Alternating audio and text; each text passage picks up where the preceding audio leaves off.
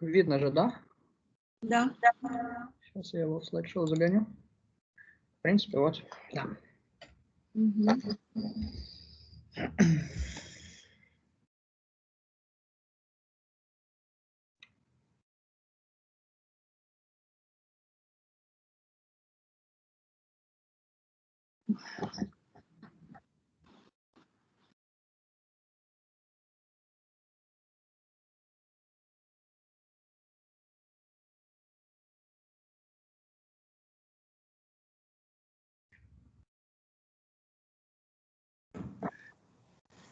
Ирина Васильевна, Да. Может быть, будем поплотнее по времени сейчас? Так, вот не знаю, как этого добиться. Все так долго выступают. Все Не, 15 минут и обревать, иначе другого варианта нету. слышим тогда толком ничего. Ну, попробуем сейчас. Нет, 15 минут достаточно, это, как правило. И еще мне 3-5 минут по телефону, когда лучше? Ну, не знаю, в каком-нибудь перерыве очередном или уже после всего.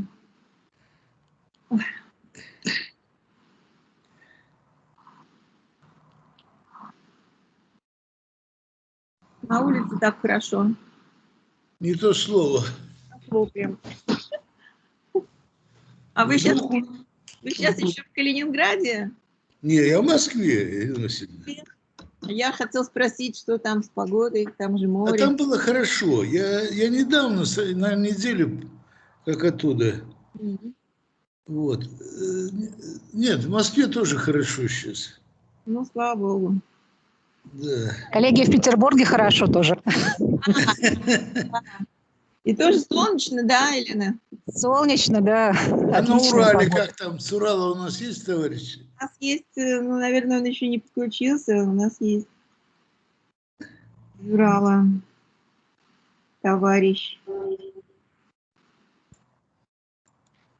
Felix, we are discussing in Russian the weather in different cities. Elena Rogova, she's from St. Petersburg, as you know, of course. Yes, I know her. In St. Petersburg is now very nice weather. I'm saying in Moscow it's very sunny day. We want to go out, but no way. We should I saw have the workshop outside in a garden. Yeah, good.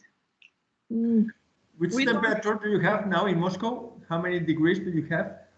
Maybe it's about 15, 14, like this. But it's sunny. That's the most important thing. We do have sun. Yes. Yeah.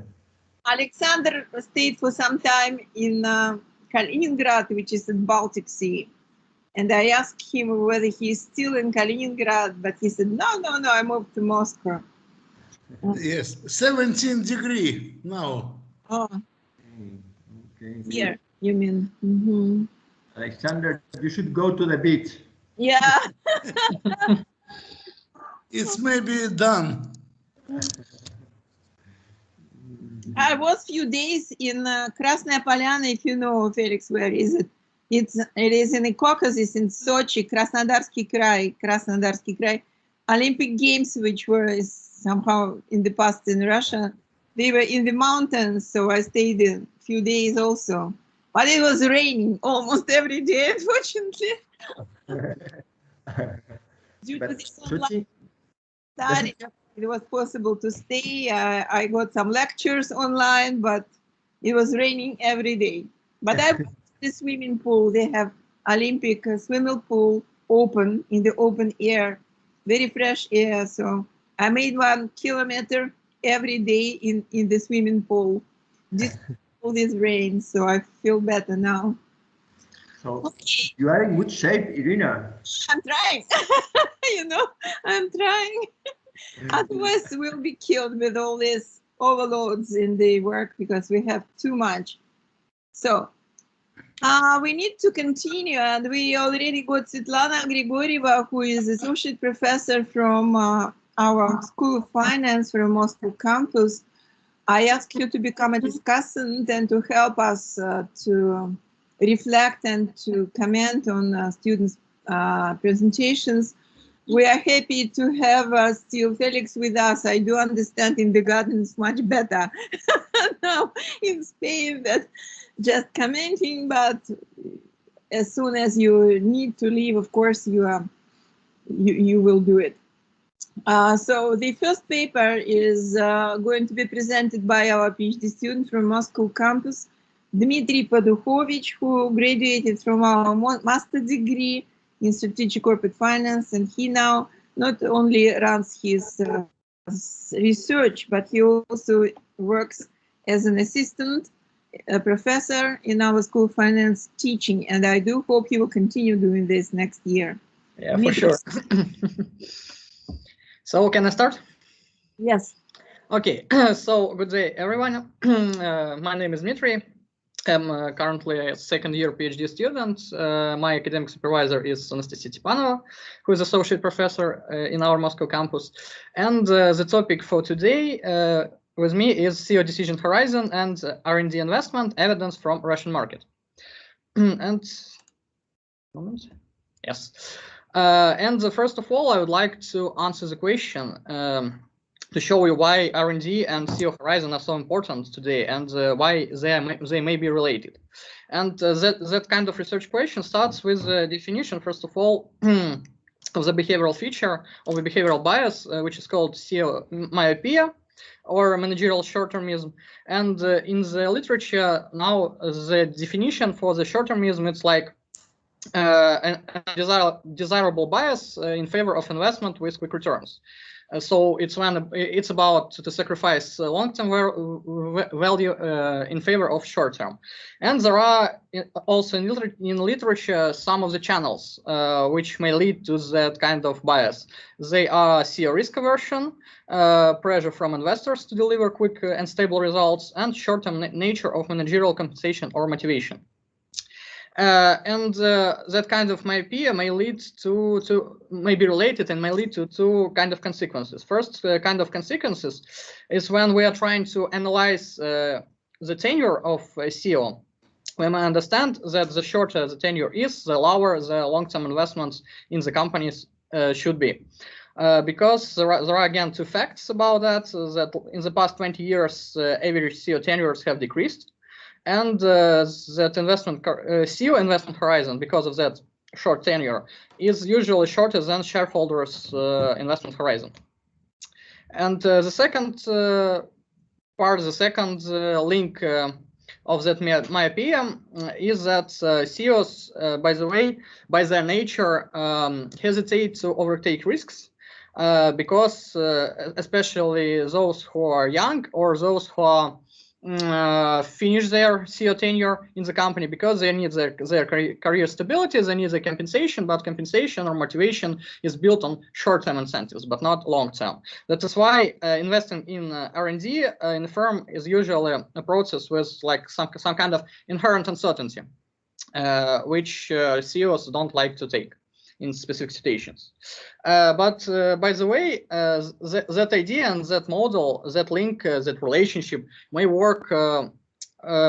It works for example, for US market, for Chinese market, but we don't know how that short-termism is described in Russian market. And that is why I pose the question, is it true? Is that kind of relationship true for Russian market or not? And I'll be trying to answer that question with my presentation. And there are, by the way, some open question about drivers of the short-termism. For example, if we look at the companies, yes, what kind of drivers they have? There are company-level drivers in the literature, industry or sector differences, and ownership structure drivers connected with the corporate governance.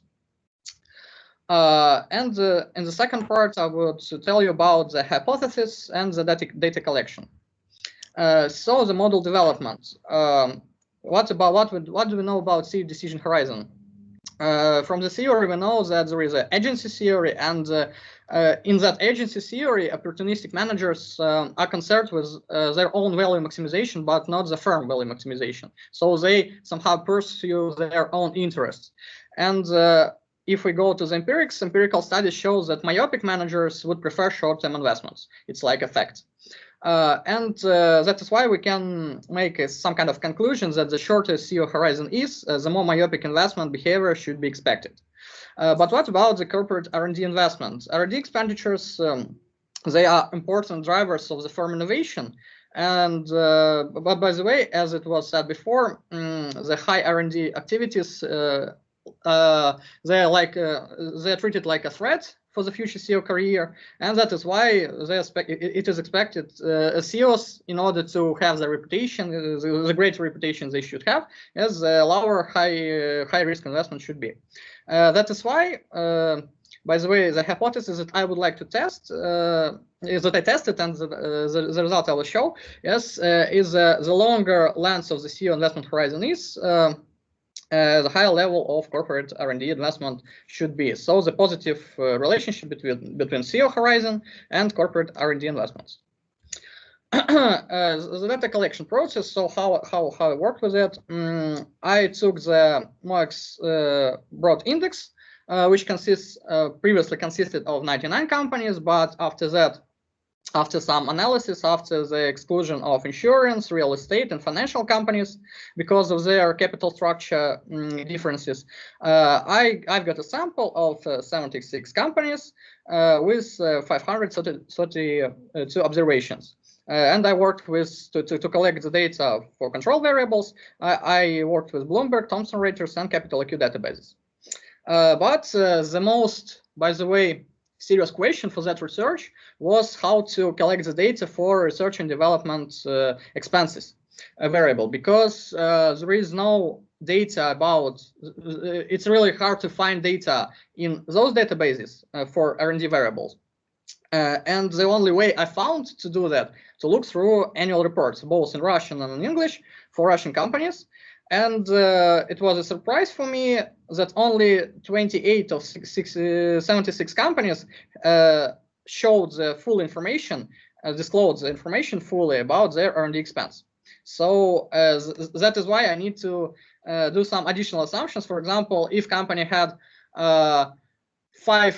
information for 5 out of 7 years, somehow I was trying to make the R&D expenses for that company as average or something like that, in order not to put missing values for that. But if the company doesn't have any information about the R&D expenses, after that I put 0 to R&D expenses for that company.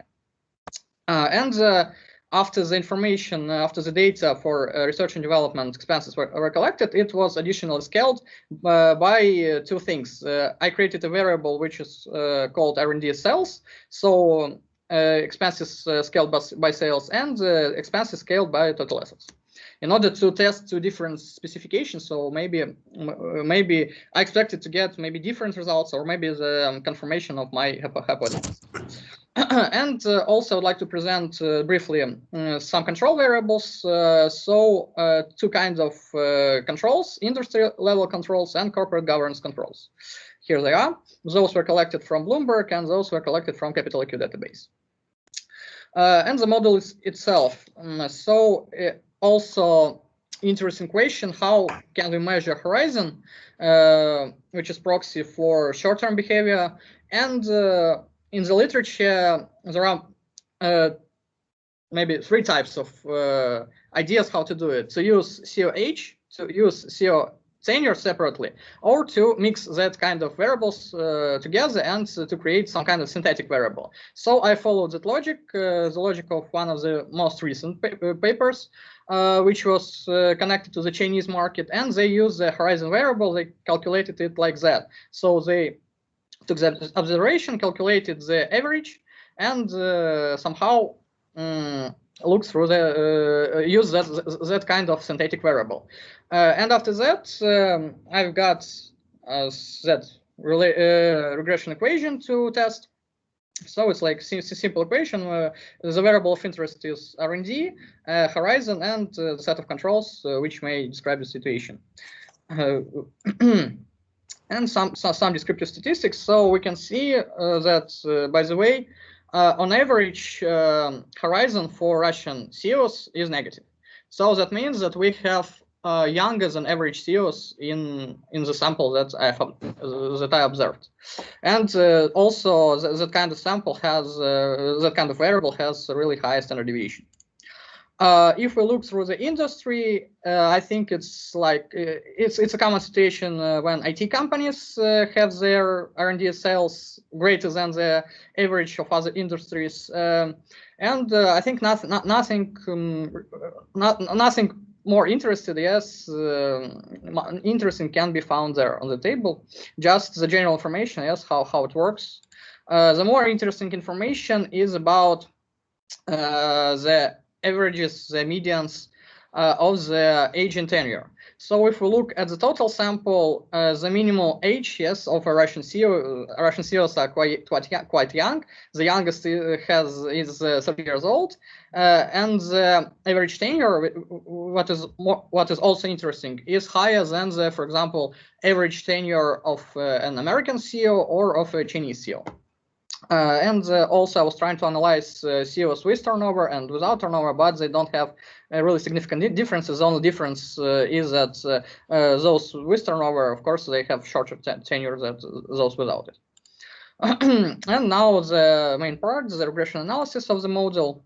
So the first specification of R&D scaled by sales, yes, what we can see that the relationship is negative. It was expected to be positive, but unfortunately, it was a surprise for me. It is negative, but it's significant. And also, there are 2 out of how many? Out of 5 industry control variables which are significant, and 3 out of 5 corporate governance control variables which are also significant. After that, I was trying to test the specification when R&D is scaled by total assets. And what we can see is that, again, the relationship is negative, relationship is significant, but we have a lower number of significant controls for that. And but the R squared, so the explanation power of the model is it's about 10%, like with the previous one. But if we compared pooled model with fixed effect and random effects, I was also trying to test for that individual effects with random effects. We can see that for the sample of 76 companies, only a pooled model give us significant relationship. Yes, but the other 2 models are not relevant for us. And also, I was trying to do some kind of robustness check to compare the total sample model with the sample of reliable companies model. And by reliable companies, here I mean the companies which in which I'm sure, yes, who fully disclose that R&D data in their annual reports. And what we can see that, again, the relationship is negative and the horizon variable, so variable of interest, is significant. But my analysis doesn't stop here, and I also, with the help of my academic supervisor, Anastasia, she gave me advice to test the period, more stable period, yes, because on the year 2014 there was a crisis, and the year of 2015 is like post-crisis year. Something may have happened in the economy. That is why we should exclude those years. So I was trying to test the model with a period of from 2016 till 2019. And what we can see, again, testing the pooled model with R&D and sales gives us, again, negative relationship, but more variables become significant. Relationship becomes significant with more variables, and R squared is high a bit, 2% higher. But what's more interesting is that the fixed effect model now works, yes, and we can see that by the test, yes, that individual effects matter. So maybe in some degree, we may prefer that fixed effect model to pooled model, and we can work somehow with that fixed effect model. And by the way, the random effect model is significant as well. And comparing those models, yes, we can see that not only pooled model now show us good results, but also fixed effect and random effects models, they also show us some kind of significant relationship. And also I used that econometric idea, yes, some econometric tools, and did some heteroscedasticity correction. I was interested in fixed effect model, so can we get greater results testing that fixed effect model, and can we do something with the pooled model? And the best model I've got is a pooled model corrected for that heteroscedasticity. It has the highest number of significant variables, and again it shows negative significant relationship with the horizon, but also gives us state variable. Now that corporate government controls state variables also significant, and yes, again the R squared is 12% for about 12 between 12 and 13. So now I will tell you some ideas, yes, discussion of the results, so maybe why it may happen and what we can do with the results further. So the main results, yes, it's those unexpected but negative, really reliable negative relationship between CEO investment horizon or CEO decision horizon and corporate investment in research and development, which contradicts the hypothesis but gives us significant results. What is more, we can see that the model itself is better explained by the corporate governance controls than by the industry level controls. That is why maybe we should turn our attention in that model, in that idea, and that relationship to the corporate governance, maybe some peculiarities, yes, in the Russian market, and maybe it will be more fruitful for us. And some ideas for the further development of the model. I think that more focus should be put on the personal characteristics, because they give us personal characteristics. I mean, personal characteristics of CEOs, because they give us more interesting and significant results than the industrial, for example, characteristics of companies where those CEOs work. And there is a problem of small sample. Maybe it will be mitigated, I don't know, but when we, for example, implement some other emerging markets which are similar to Russian market, and we'll be trying to work with a greater sample, because American samples are have, for example, like 13,100 observations, so they have 100 times more observations that I've got, and also it was good idea. It is good idea to implement some kind of moderating variables that would take into account stakeholder or shareholder pressure on the CEOs, some emerging markets indicators, and maybe some corporate governance policy indicators. And those will help me in my further research to develop some more hypotheses, yes, and it will draw us a more precise picture of the relationship between the short-termism and maybe the CEO behavior. So thank you for your attention. That's always my presentation for today. And if you have any question, I'll be glad to answer. Dmitry, thank you very much. Let's ask our discussants whether they have some comments, because we are very short of time, and all the questions. So I see that Alexander Karminsky wants to say something, and Svetlana then, and maybe. Yes, I have some questions and comments. Yes. First, is it enough number of companies in your sample research? Yeah, that's a good question. Thank you. I think that not, but how to say?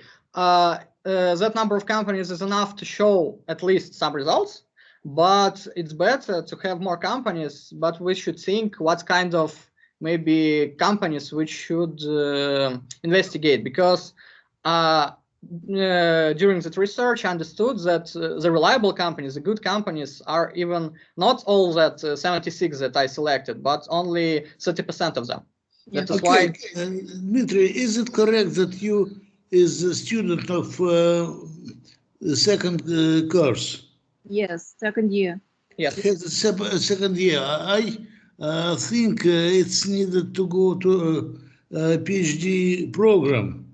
I think it's very interesting, your presentation. And in this year, second wave is maybe good.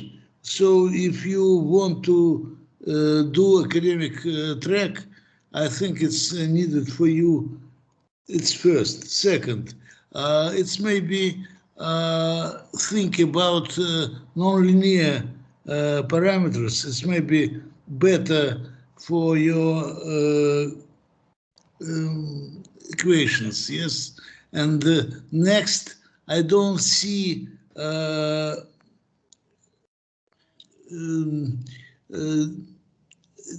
industries. You speak about industries first time. It's not many big number of examples, but if you speak about industry, it may be also too interesting. Thanks.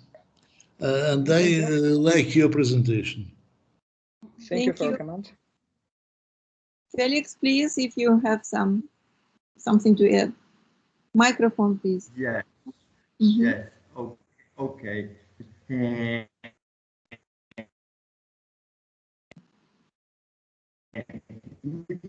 I'm thinking of how to explain your results because they are counterintuitive.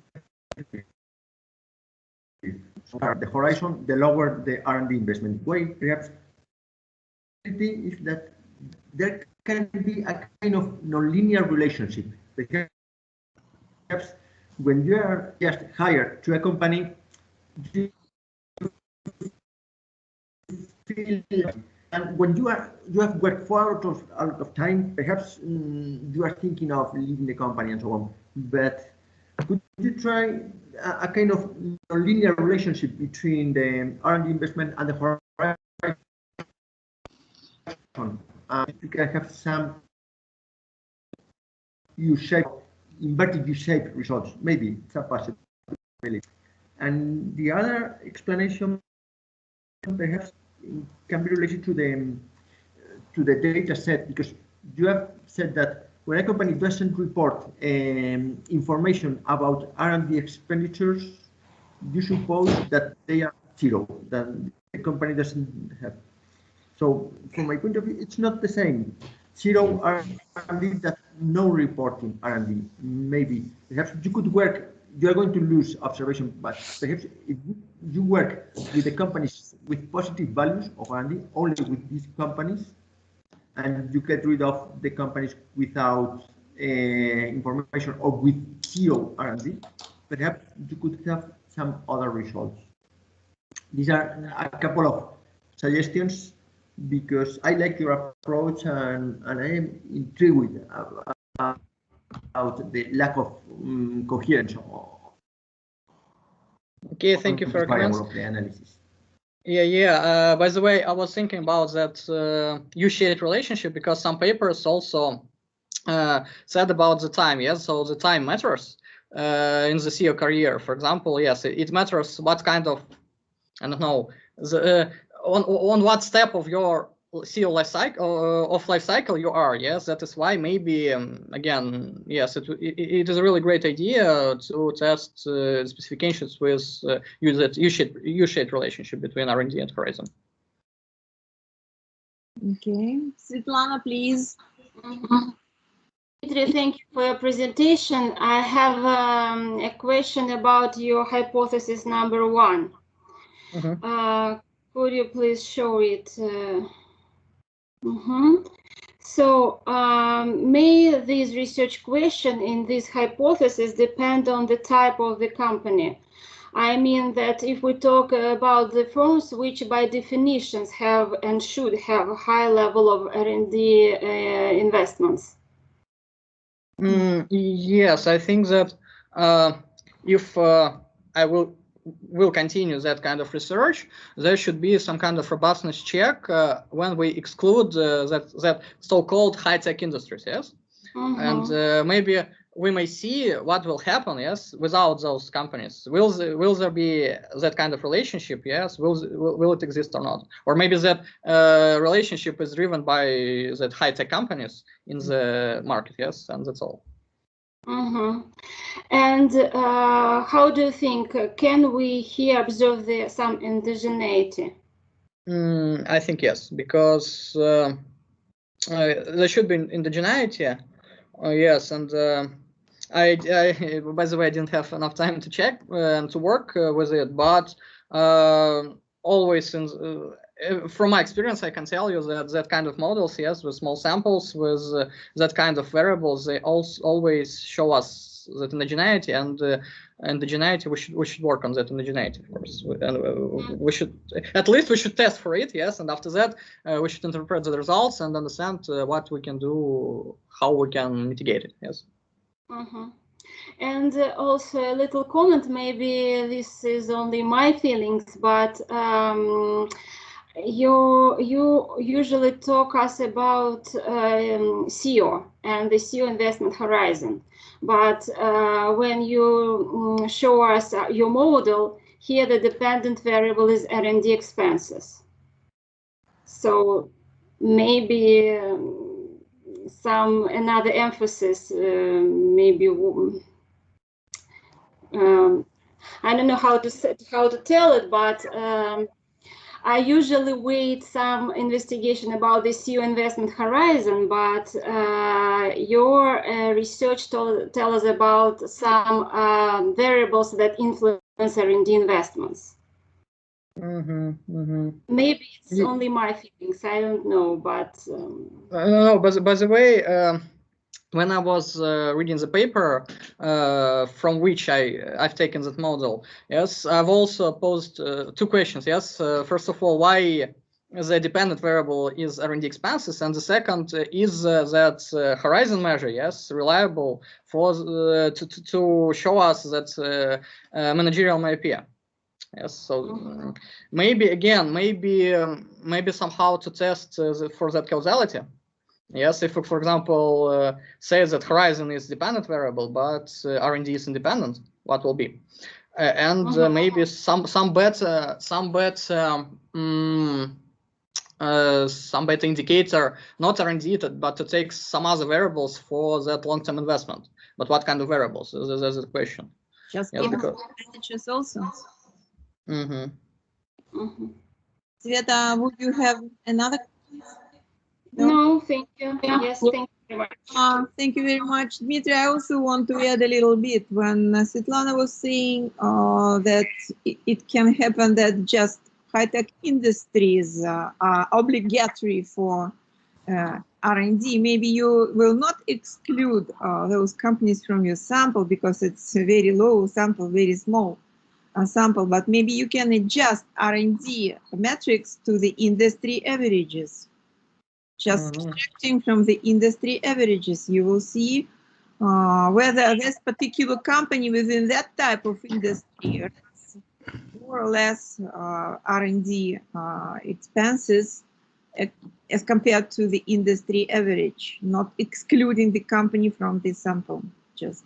But by the way, we don't have so many IT companies, yes? How many do we have? We have 4 IT companies in that sample. But it doesn't matter. You have 4 IT companies. It's like a type of a very small but industry. Yeah, but they drive, by the way, that research because they have 5 times more. Yes, that's R&D. The percent of R&D sales, R&D to sales, than the average from other industries.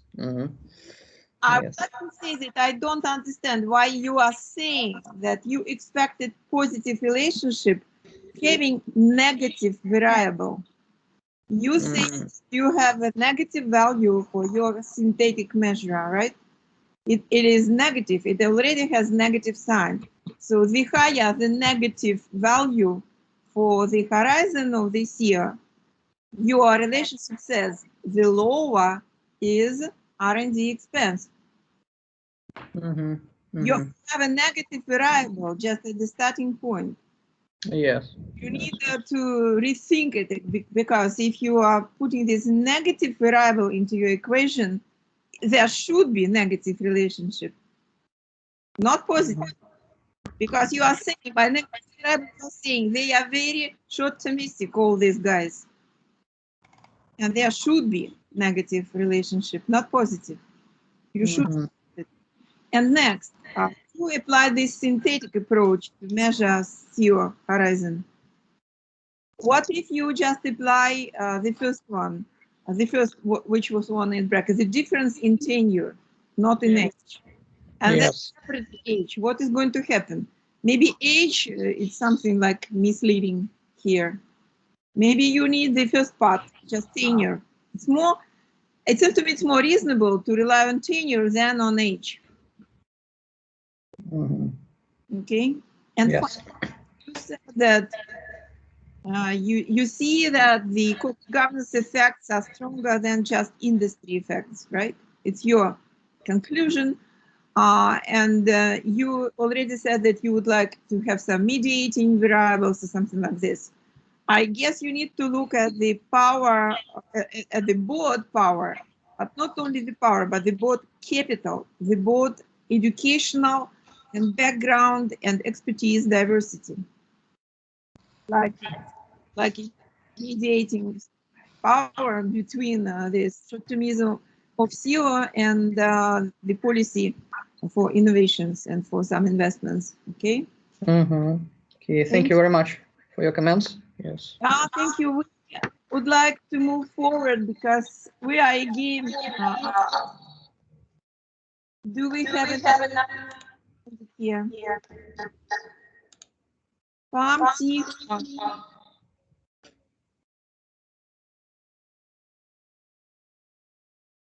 Вам тихо.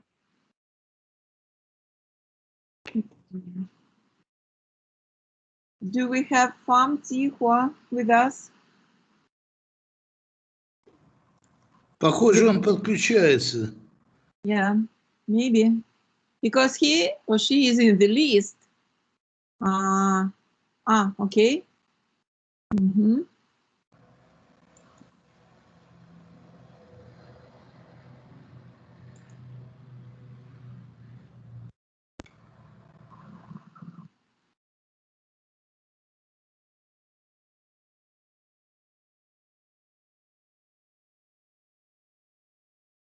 Вам тихо. Are you here? The microphone was switched off, but now it's something is going on. It's not switched, but we don't see anybody.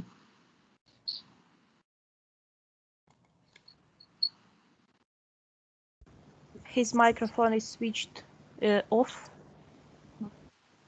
but he can share a screen. Yeah, he has this ability. Maybe next. Maybe next.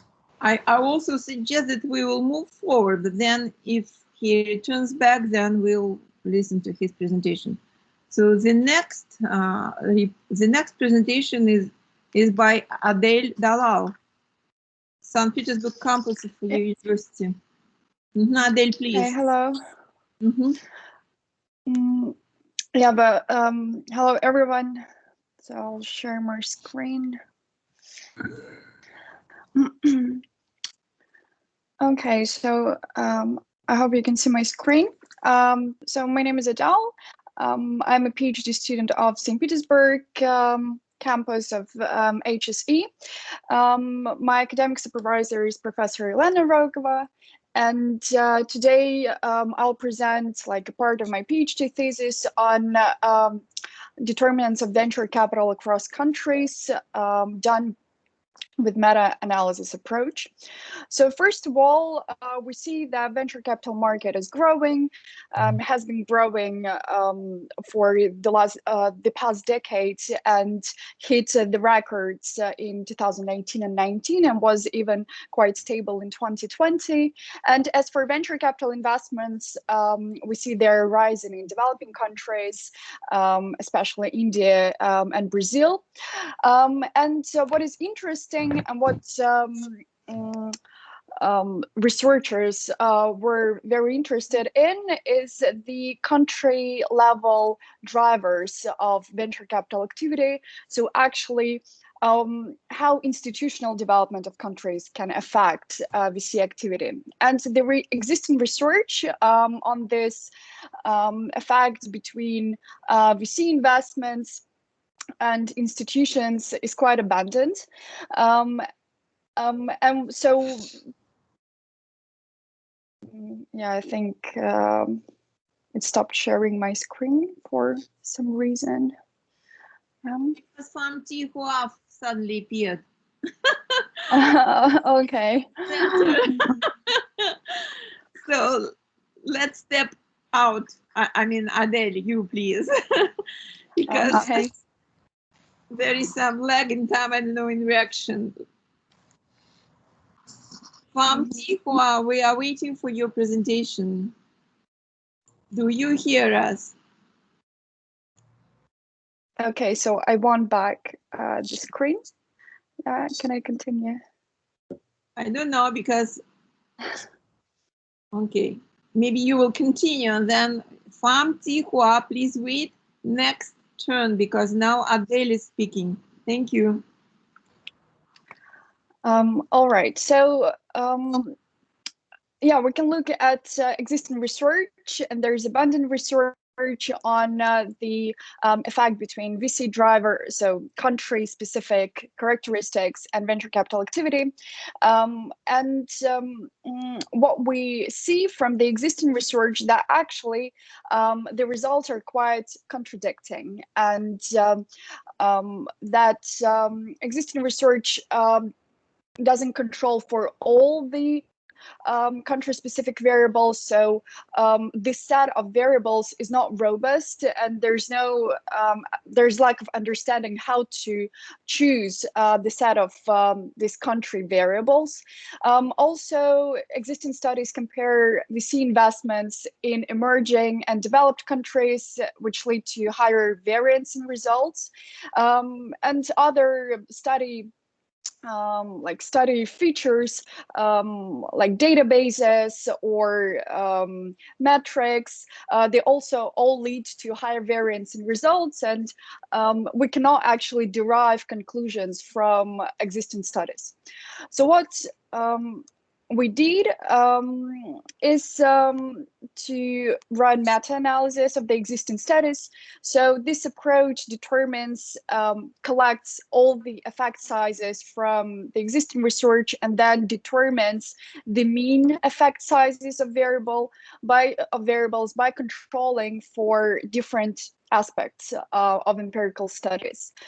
I followed PRISMA standards of meta-analysis. Here in this slide, you can see how the data was were collected.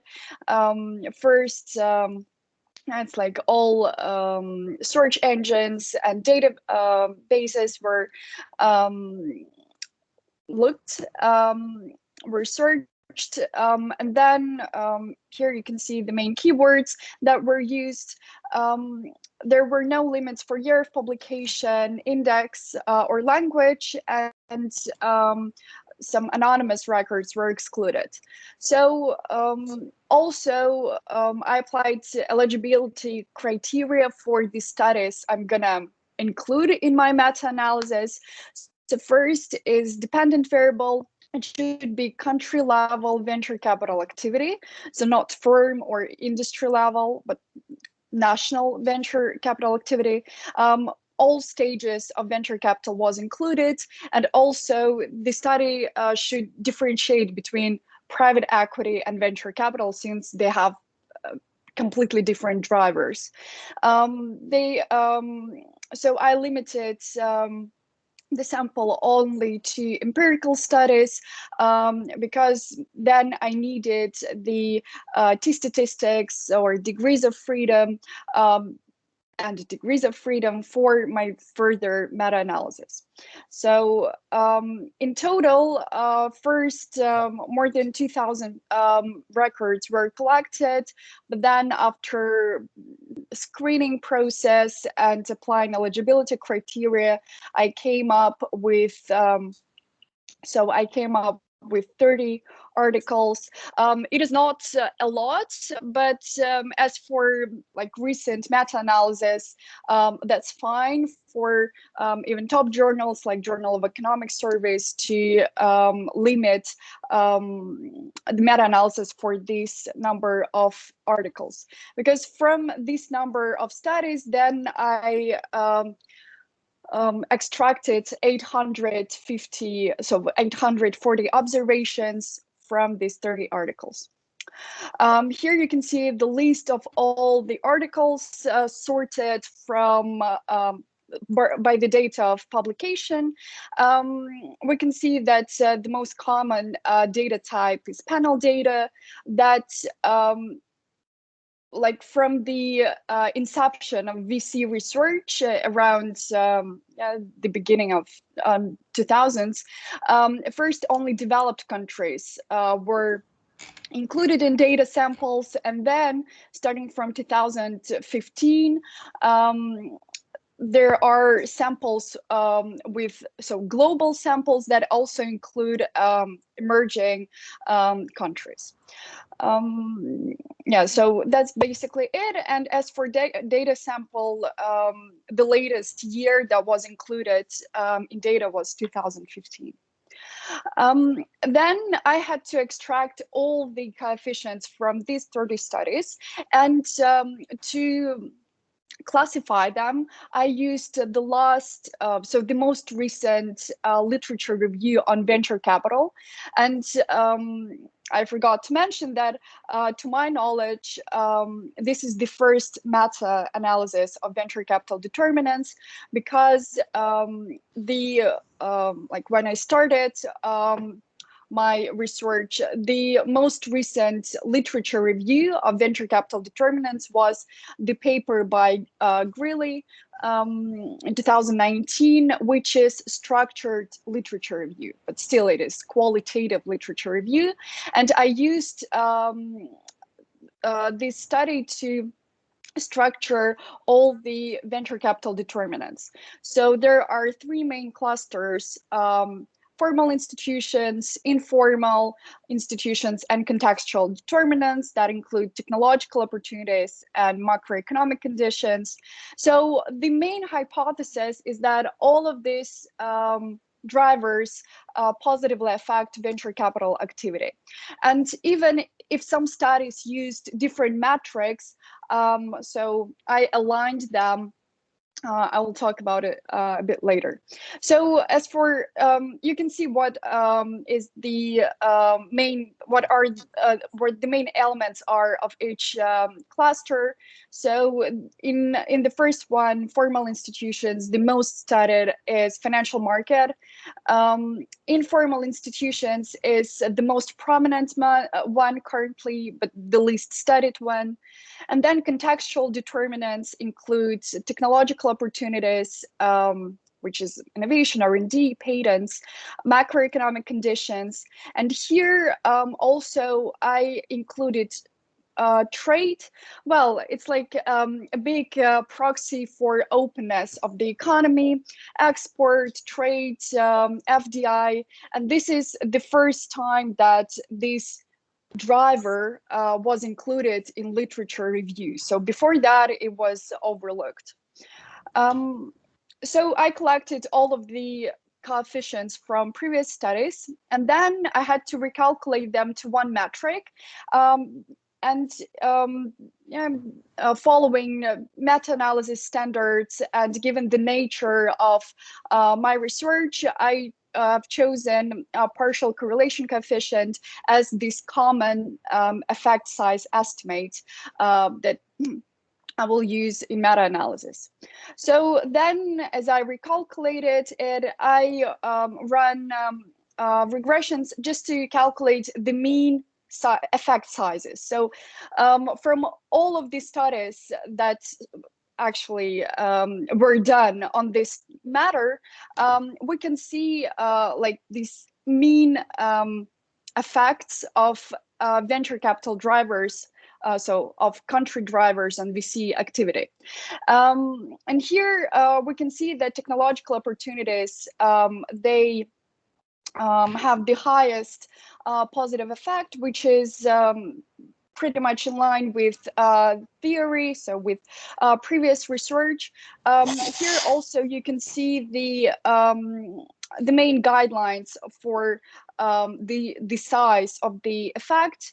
Well, basically all of the drivers have like small to moderate effect. So technological opportunities, they have moderate effect on venture capital activity. As for model, I'll just say a couple of words here. Here I used weighted model and weighted by precision of the study, which is the inverse of standard error. And also, as some studies, they produced many coefficients, and other studies run just one model with like 10, 12 coefficients. To avoid the overweighting of some studies due to just their size, I also weighted studies by the number of estimates that was taken from the study. So here we can see first like all variables, then all institutional variables. Then I limited to formal institutions. As for informal institutions, unfortunately, we don't have enough observations to derive any conclusions there. And then some of individual drivers. But so these are mean effect sizes. We see they're positive, they're significant, but the problem with publications usually is this publication bias. So that authors, they tend to publish significant results. And here we can see that the estimate of the effect size is a bit biased to the right. So from the graph, we can see that there is publication bias. The less precise, so with higher standard errors, estimates are more to the right from 0. But to test the presence of publication bias, we can use the precision estimate analysis, so which is presented here. So then I run also a weighted model corrected for publication bias. So basically for all variables, the first is the reporting bias. We see that reporting biases are not actually significant according to our test, but then the corrected effects are a bit lower. So they are significant for most of the variables here, but they are a little bit lower than we saw just in the mean effect sizes. So corrected effect is a bit lower, but still significant and positive. What we can do in the next step is to understand, so what drives the difference in the results? Why some studies show us that GDP is a significant driver of venture capital activity and other studies say it is not. So to do that, I extracted characteristics of publications and then run a meta-regression analysis of moderator variables.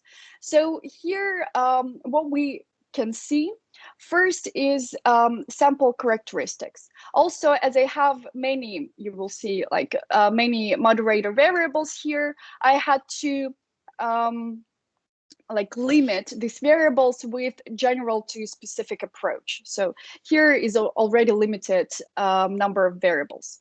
First, in the first cluster here, the first cluster describes sample characteristics.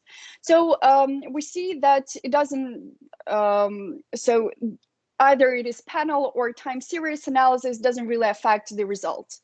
What does affect first is time dummy. So those studies that controlled for a year, they report lower effect on venture capital activity. And this shows that actually venture capital activity is cyclical, and that it is important to control for the stage of economic cycle in the study. Then the use of databases is also, the choice of databases is important. So Thomson Reuters and like Venture Capital Association database provides, again, lower results compared to local venture capital associations. So local databases, they inflate the effect sizes. What is also interesting in this cluster is that there's no effect, no difference between the developed countries and emerging countries. So actually, venture capital funds, they have the same investment criteria, country-specific criteria, in any country, basically. So this is very important because some of the studies, they like to look at emerging and developed countries from different lenses. Model characteristics, so model choice doesn't really affect the result, as well as the characteristics of dependent variable. So this is also very interesting that actually many studies, they argue for the heterogeneity of venture capital activity, so that early stage is different from late stage we see. However, in my meta-analysis, we can see that there is no difference, that actually venture capital funds, even if they invest in early stage, for them all these drivers as technological opportunities, financial market, are important as for the late stage. And then final set of moderator variables here are individual VC drivers. And here we can see that some of the institutional drivers are significant, important. Also, technological opportunities, again, showed the highest effect as well. And here, very interesting is that informal institutions also showed the second highest effect, which is important because they are currently overlooked. And in emerging markets, they're even more important than in developed. So to conclude, what I can say is that all country variables considered in previous studies have positive significant effect on venture capital activity. And this holds for general sample and subsamples. That technological opportunities show the largest effect, that there is negligible or very low selective reporting among studies. So this is also true because the research is abundant and the samples of studies are quite big. There's no difference between the effects. So between studies results using developed countries or global samples, so developed plus developing. There's no difference across the stage.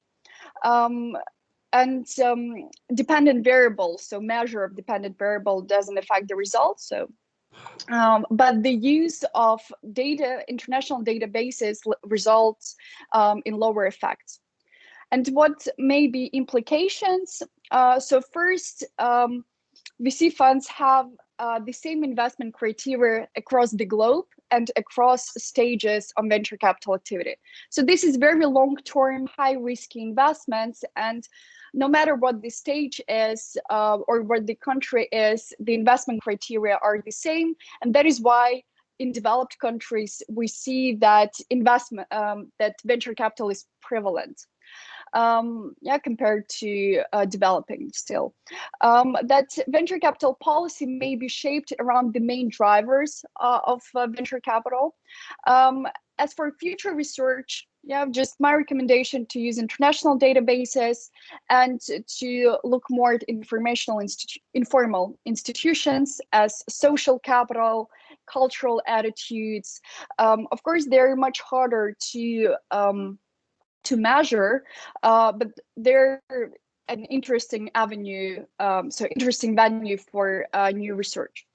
As for limitations, the main limitation is that so meta-analysis doesn't differentiate between control variables and variables of interest in primary studies. So we all treat them the same. Also, that many variables are not independent. So, for example, financial market is dependent on other institutional variables as legislation or GDP, and it's also hard to like distinguish their effects. And of course, yeah, it is always better to use more studies. Maybe later, as more and more studies emerge, yeah, the number of studies will not be that limited. All right, thank you very much. That was it from my side. Adele, thank you so much, because this is a very unusual approach. Meta-analysis is really very rare in many areas. Once we made it, Svetlana also remembers this, because we issued the book at Springer on mergers and acquisitions in emerging markets, and there is a chapter on meta-analytical technique applied to this topic. Now, this is very unusual device, so we are applauding to you, because this is really something very original. But we need some questions, we need some comments, if any. So guys, who is going to start? I have some questions for you. May I start? Mm-hmm. So thank you for your presentation. Could you please clarify on the following? If I'm not mistaken, you tell us about the three levels of investments in venture capital. So country level, firm level, yes, and some another. Here, I didn't really, I provided as an example because some studies, they focus on firm level, so venture capital backed versus not backed.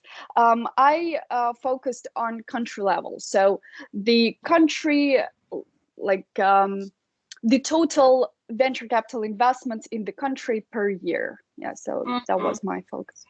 Okay, only country level. Okay, so I also have a question about the kind of journals that you include in your sample. So in what journals did you find your articles? What quality?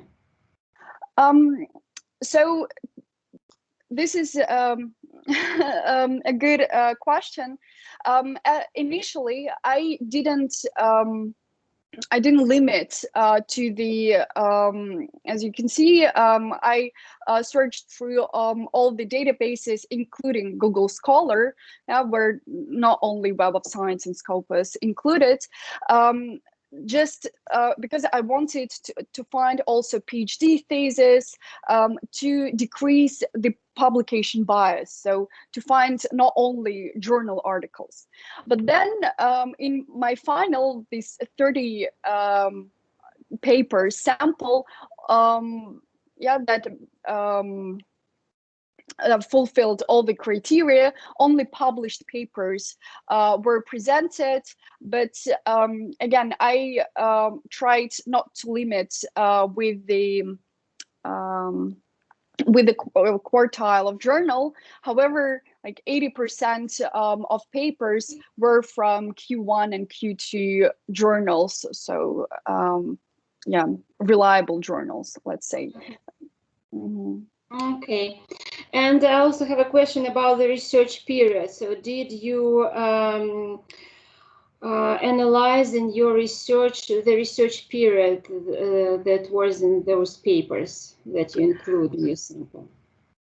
So again, as I didn't want to limit that much my sample, I included all of the studies to date. Yeah, so the latest was 2019, as I started in 2020 this research, and we can see that actually the first empirical paper, yeah, not so the paper that actually reported T statistics, yeah, and like data that I needed, coefficients, was yeah, published by Zhang and Wells in 2000, and this is basically the start. So in venture research, in empirical venture research, yeah, this is one of the most famous papers, yeah, in venture capital, and then. Also, I mentioned briefly that all of the papers before 2015 focused on developed countries, because basically there was no data in developing countries regarding venture capital. But then the first like prominent research that included developing countries was published in 2016, like which included all like the big sample of 118 countries. Yeah, and as for the sample period, basically it starts from like 80s of 20th century, and the last year was 2015. Yeah. Okay. Okay, thank you. Other questions or comments? Ivan, you would like to ask a question? Yeah, I have a short question. Thank you for a very good paper. The question is about clustering. How did you do clustering? And as an idea, if it's helpful to use the voice viewer in this case, because it would be very interesting to see what voice viewer gives actually. So as for clustering, the study, again, in Journal of Economic Service was very helpful for me. This is a structured, so qualitative literature review of venture capital determinants, which was also the first attempt to include all of the studies on venture capital to date. So they, the authors, they provided three main clusters. Yeah, you can see on the slide. And I just added in the third cluster, in contextual determinants, I added the openness of the economy, because yeah, it is believed to also foster technology exchange and venture capital. So these determinants were, I found them in primary papers, so in my sample, but I haven't found them anywhere in other literature reviews. So that was the structure of paper by Greeley plus my openness of the economy variable added. Thank you.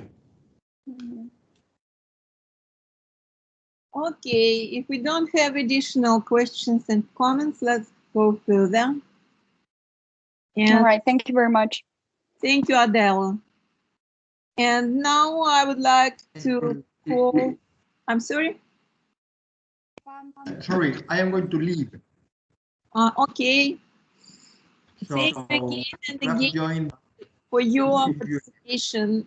I would like to be back and to write you then, and we would like to share with you our future plans and just to discuss some future possible cooperation. So thank you so much, Felix, and have a nice evening and a nice day. It's my pleasure to see you. Okay. Bye-bye. And now we have Yu Chi Hu. Do we have, oh, Huang Qihua. Okay, good. Can you hear me? Yep. Okay. Good afternoon. My name is Pham Thi Hoa. I'm from Vietnam. Now I'm studying at State University of Management. I'm delighted to be here today to tell you about a presentation application of EIP or software, a product of Industrial Revolution 4 in enterprise financial management in Vietnam.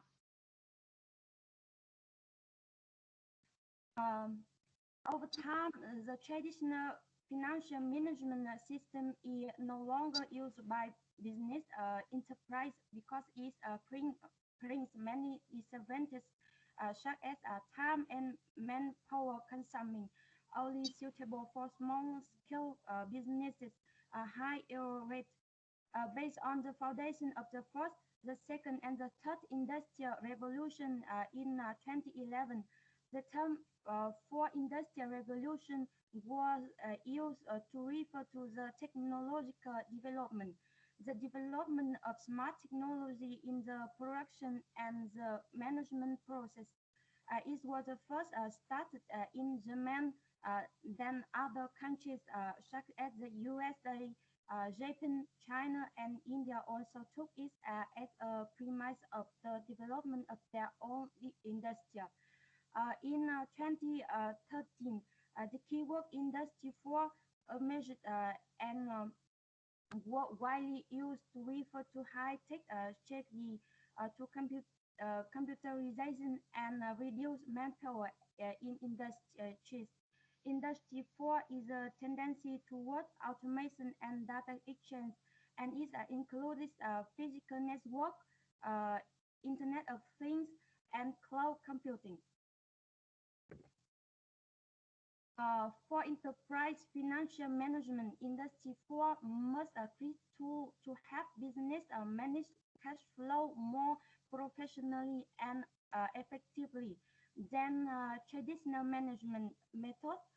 Besides, products for technology which are created to assist businesses and financial managing must meet the following requirements.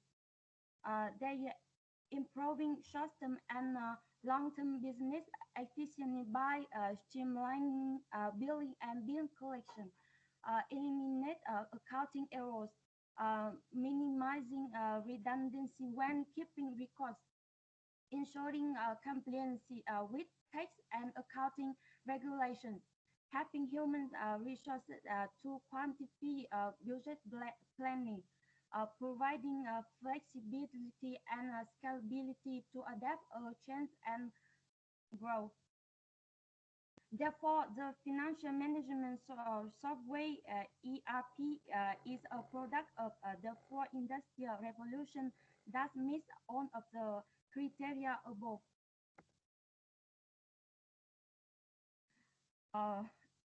ERP stands for Enterprise Resource Planning. Is a business process management software that allows an organization to use a system of integrated application to manage to the business and automate many back office functions related to technology, device, and human resource. A well-designed ERP solution can process any type of transaction from every department in a single integrated solution. It can track business operation in real time and provide timely, accurate information to business managers. ERP system includes financial accounting, supply chain management, forecasting, manufacturing, distribution, purchasing, and material planning, customer relationship management, vendor relationship management, quality control, inventory, service, sales reporting. The history of ERP in 9060. Inventory management and control is a combination of information technology and business processes. Of maintaining the appropriate level of stock in a warehouse. In the 1970, material requirement planning analyzes software application for scheduling production processes. MRP generate schedule for operation and raw material purchase. In 1980, manufacturing the resource planning of MRP second analyze software application for coordinating manufacturing processes.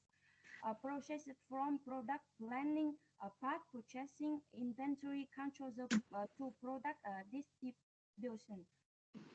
In the 1990, enterprise resource planning or ERP use multi-module application software system software for improving the performance of the internal business processes. ERP system often integrate business activities across functional departments. Dear colleague, you have 4 minutes to finish your presentation. Okay.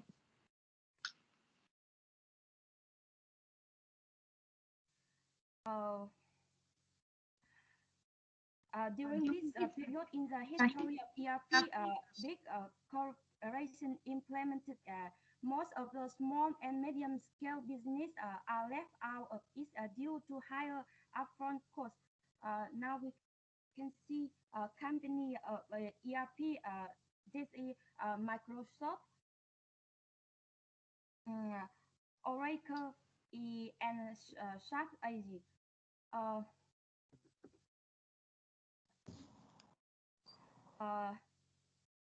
Although having just appeared in Vietnam in the early 21st century, the ERP system has brought great benefits to business, enterprise, and building production, accounting, and business management programs.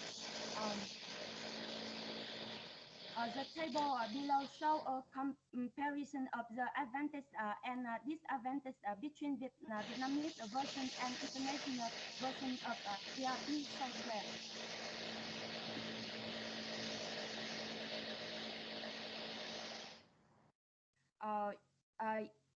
ERP software used by less scale enterprise for comprehensive overall management. But traditional assisting accountant in processing input data and then exporting report according to Vietnamese accounting standards. And the last accounting rules in ERP software performing automatic accounting with a control on multiple layers. Therefore, there is almost no error in and traditional accounting software. Sometimes error can occur due to manual process. In the last, I did a comparison of the advantage in this event. For Vietnamese ERP, we have company ERP face business online, Misa, Sharp, Bravo, and Effect. International ERP, they are Sharp, Oracle, Microsoft Dynamics, and SAP.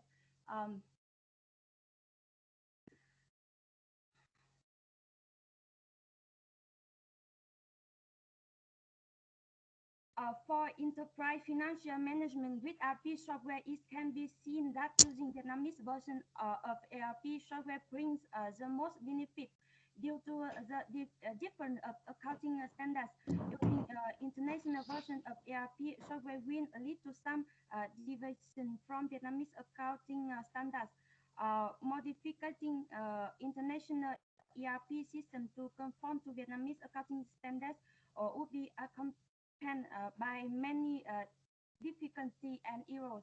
Therefore, it is best for the Vietnamese business enterprise to choose Vietnamese ERP software for financial management. Well, that is for me. No, thank you for your attention.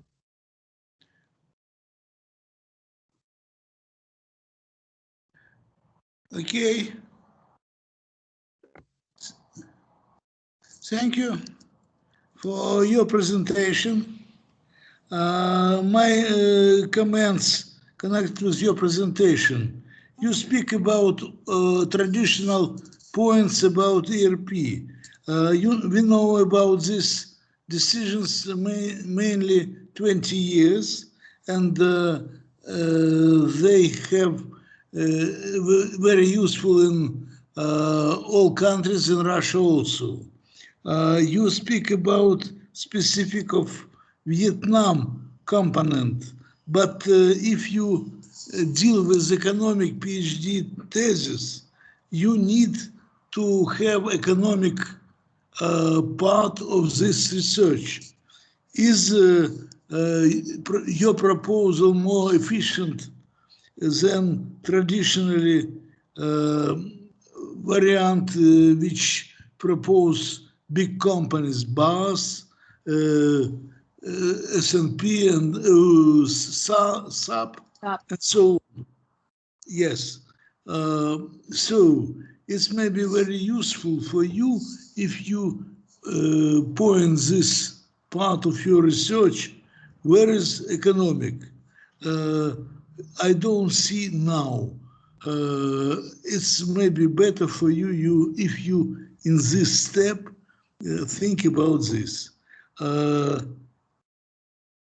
Irina Vasilevna, please, questions. I would like, okay. I would like to ask what do you plan for the next step?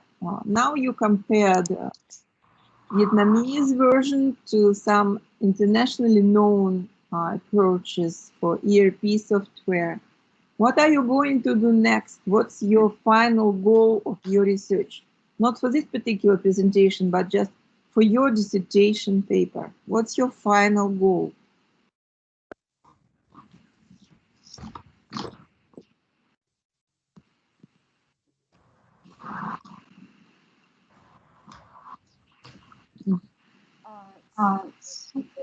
What do you plan to do after that paper?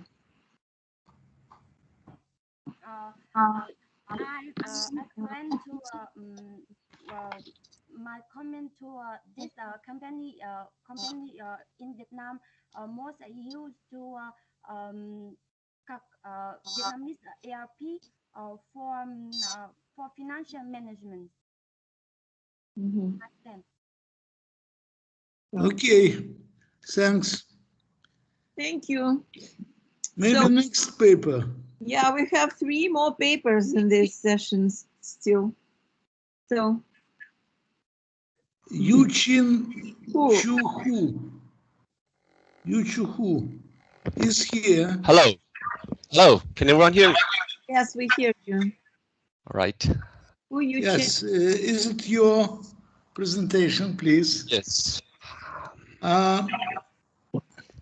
Can you see the screen now? Yeah, we don't see. Or now. And you have 15 minutes. Please, right. more. Good afternoon. My name is Yu Chen Hu, and please just call me Jay.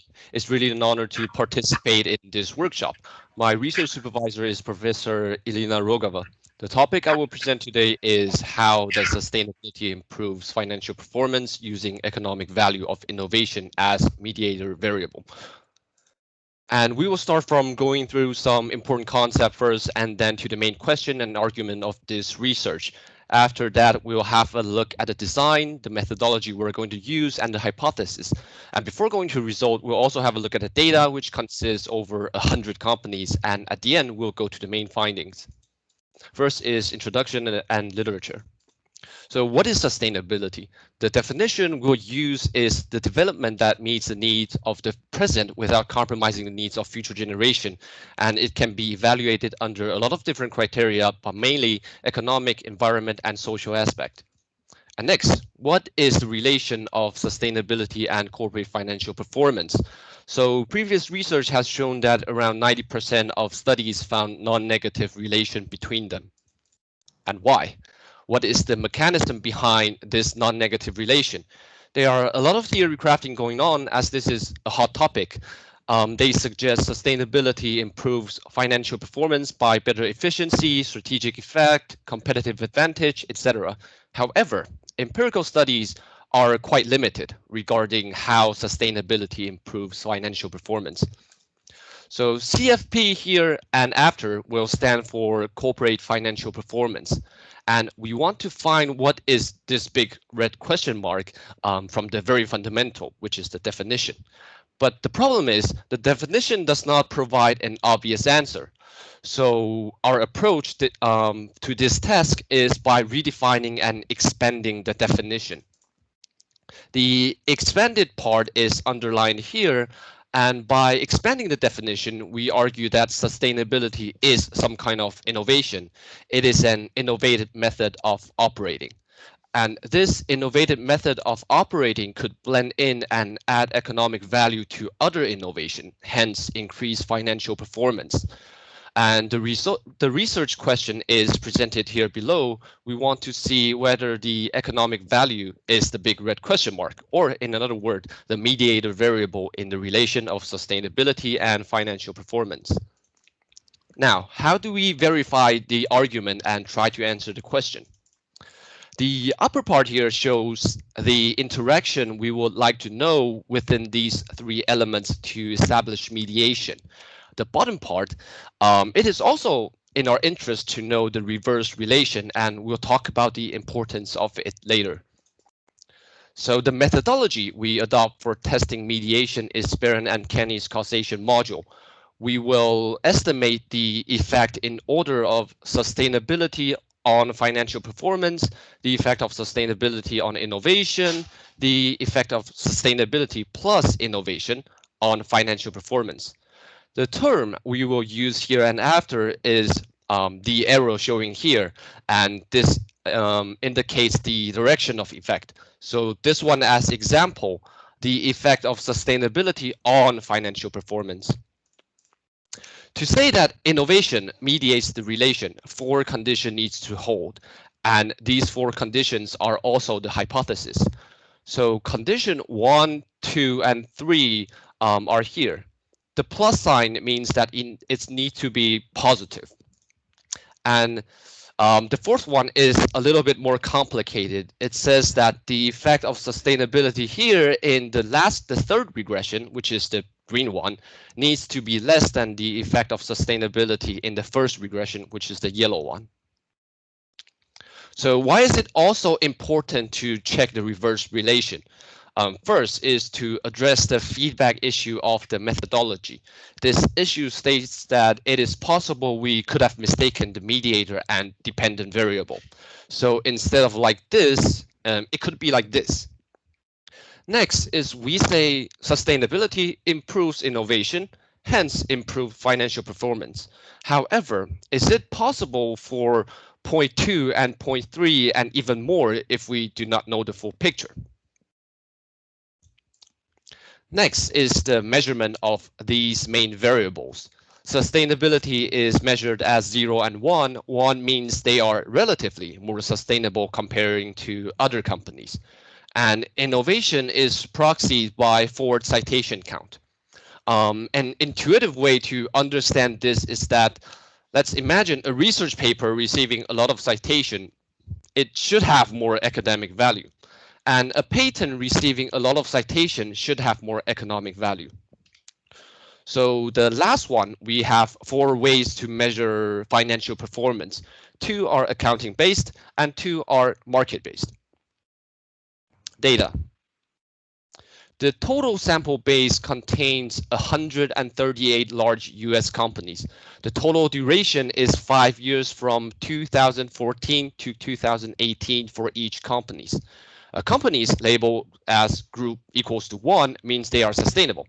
In total, we have 70 sustainable companies. The most interesting part now is the result. So as we mentioned previously, the result will also be separated into two parts. The first part, mediation, and the second part is the reverse relation, which is the red arrow. So please recall the 4 conditions. Now we are going to see the result for 1, 2, and 3. The first condition is sustainability needs to have positive effect on financial performance. The result is yes, depend on how we measure financial performance. So as the red boxes here and here, sustainability, this one, positively affect ROA and Tobin's Q. This result stays in line with previous research. The module for ROE, however, might not be reliable due to the reason that a lot of companies, they reported 0 or negative equity, so resulting in a lot of extreme values such as minus 9,000% ROE, which is clearly a little bit weird. The next condition is sustainability needs to positively affect innovation. The result is also yes. And it is also possible that inventions today might not start generating value today. It start generating value tomorrow, next year, or next year. So the addition result for different leg duration are presented under L1 and L2. All of them show positive effect. The third condition is innovation needs to have positive effect on financial performance while controlling for sustainability.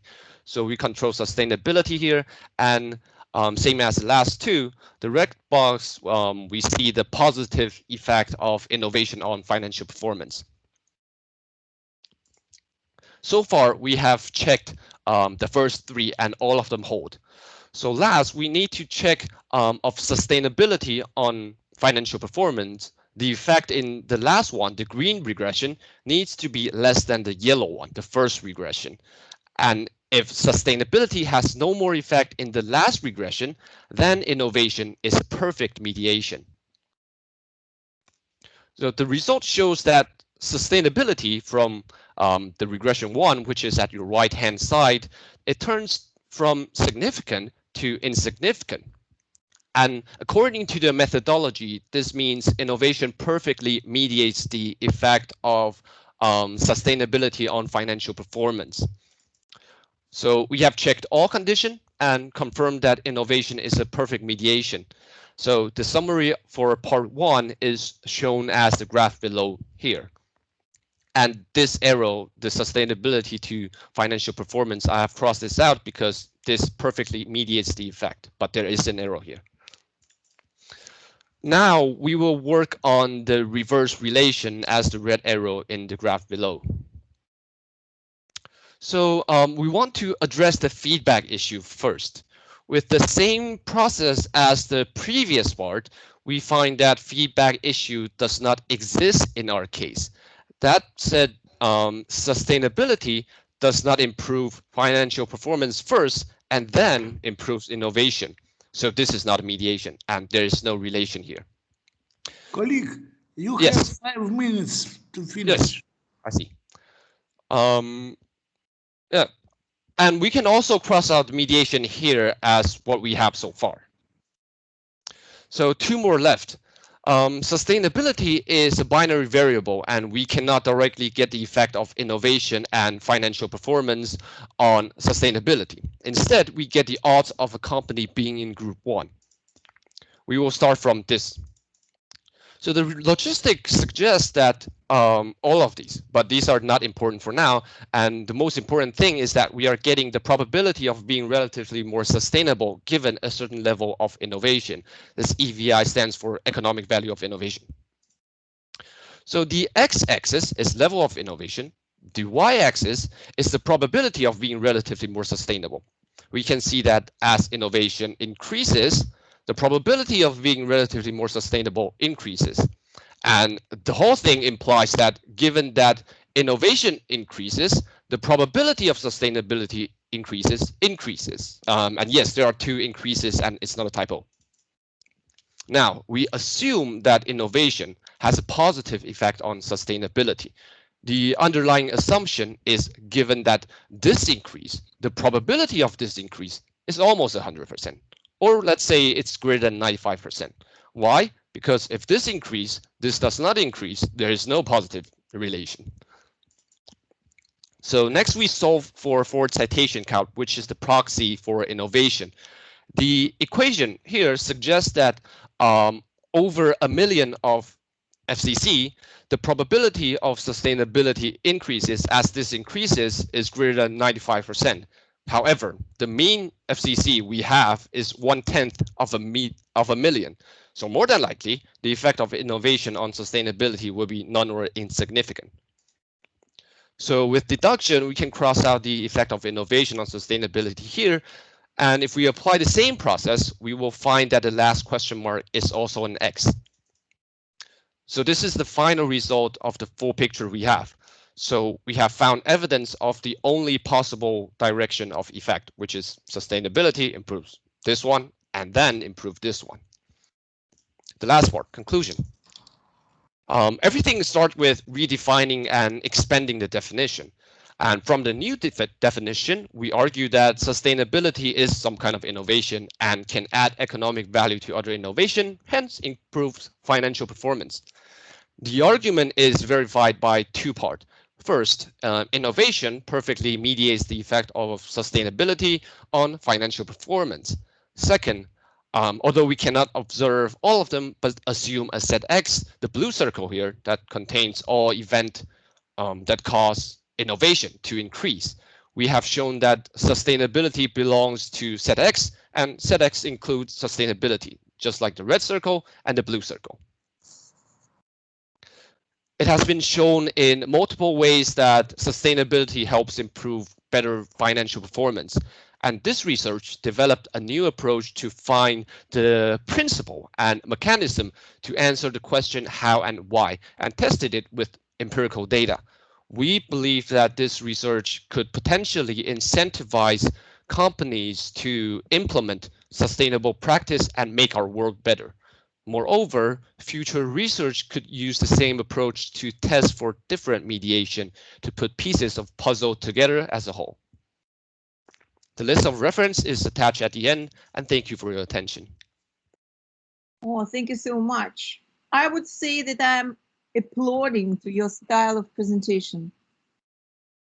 Yes, I'd like to say that this is really perfect style of presenting. It's very logical, it's very visible, and it's really very clear, and that's really very impressive. That's what I'm saying to you. But nevertheless, of course, we will have some questions and maybe some additional comments. My first question is, you mentioned that your sample starts 2014. Yes. Why 2014? Why not 2010, 11, whatever?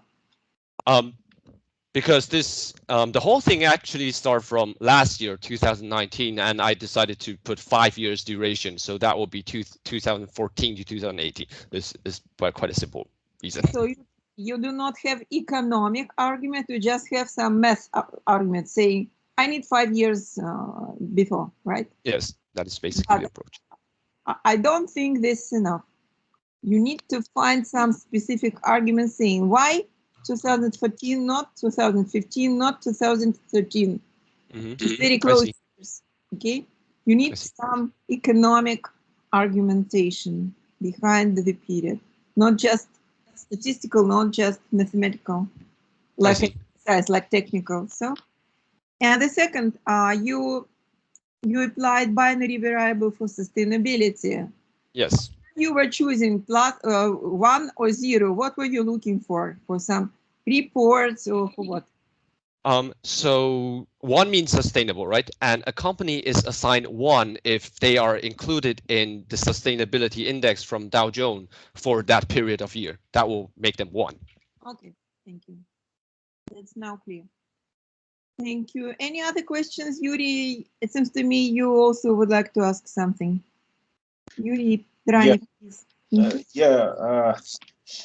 I'd like to ask. I was joining for the later session, but I guess this is very interesting topic. I had to presentation. Yes, a very interesting presentation.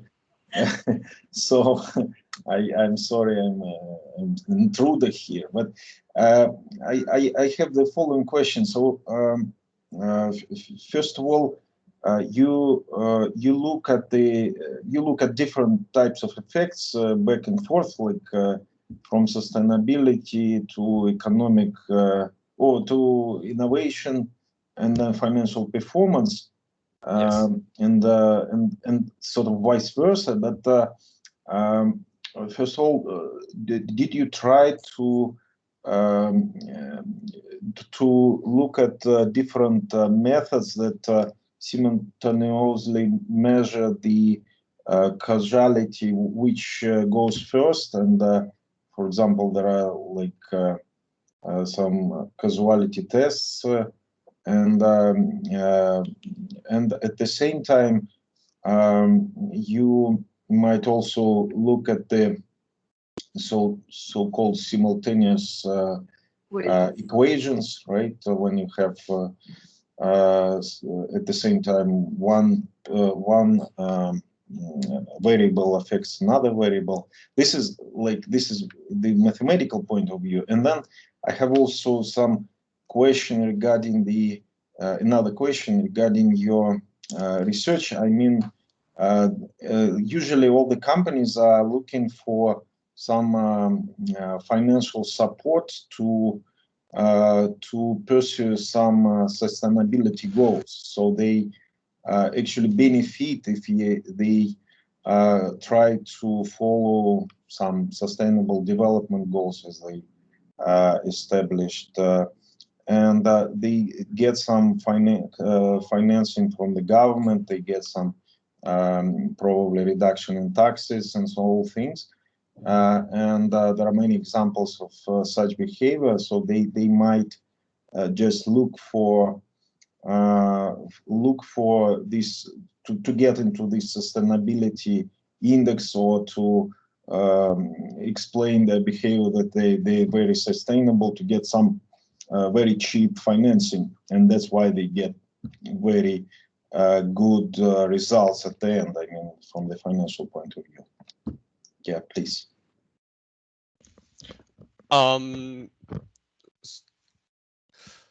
So being more sustainable can get them more financial assistance.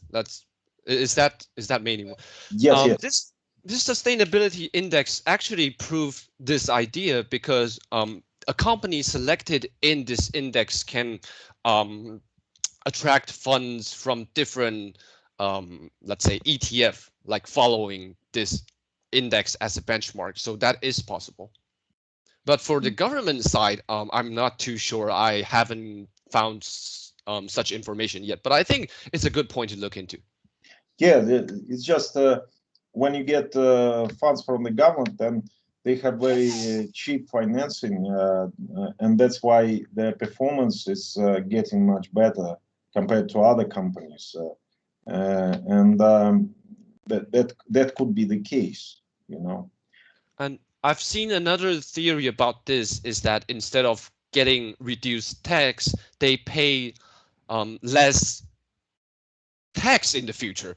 So if let's consider two situations. If they do not do sustainable practice, then in next year, they might get funded by the government for polluting the world.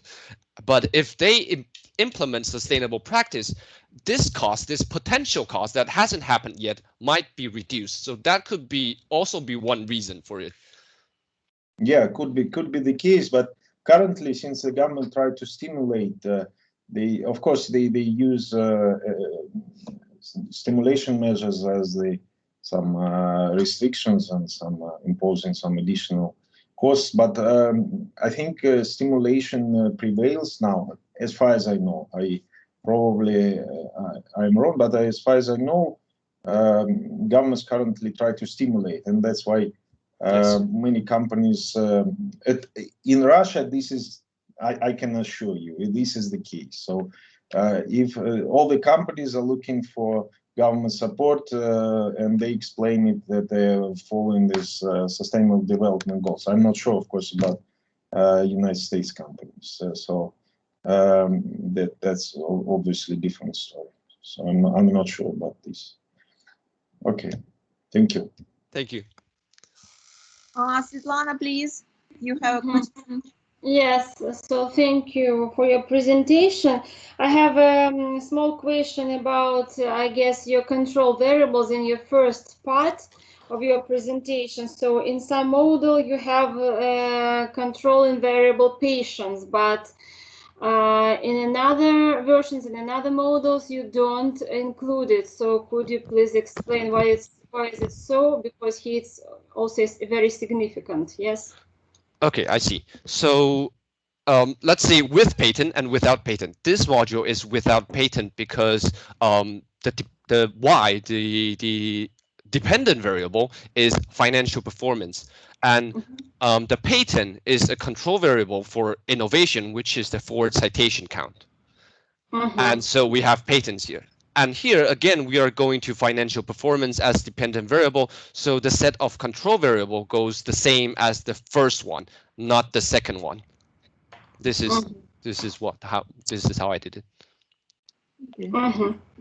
Okay. So, and my second question is about your contribution. So your sample is based on the American market, yes? Yes. Could you clarify and say the main points by which you contribute to the existing literature by your results? So the result, the literature now are mostly focused on theory and framework and different approach to implement sustainable practice. But there is something, but not a lot of empirical research that is about how exactly sustainability improve financial performance. It does not magically improve financial performance. It must improve something to improve financial performance. So I think that is the main contribution of this research. And about the companies, this research data is from US large company. So it might not apply to, let's say, small or new companies. Yes. Okay, thank you. Thank you. Ivan, do you want still to ask some question because you raised your hand before? Yes, so I just short question about innovation. How did you, so I see you have a patent, R&D intensity, and what other parameters you use for measuring the innovation? Sorry, what do you mean parameter? I mean, how you measure, yes, how you measure innovation? How I measure innovation. Citations. Okay, so innovation, which is the dependent variable here, is measured by forward citation count. Let me see which slide. Oops, nope, not this one.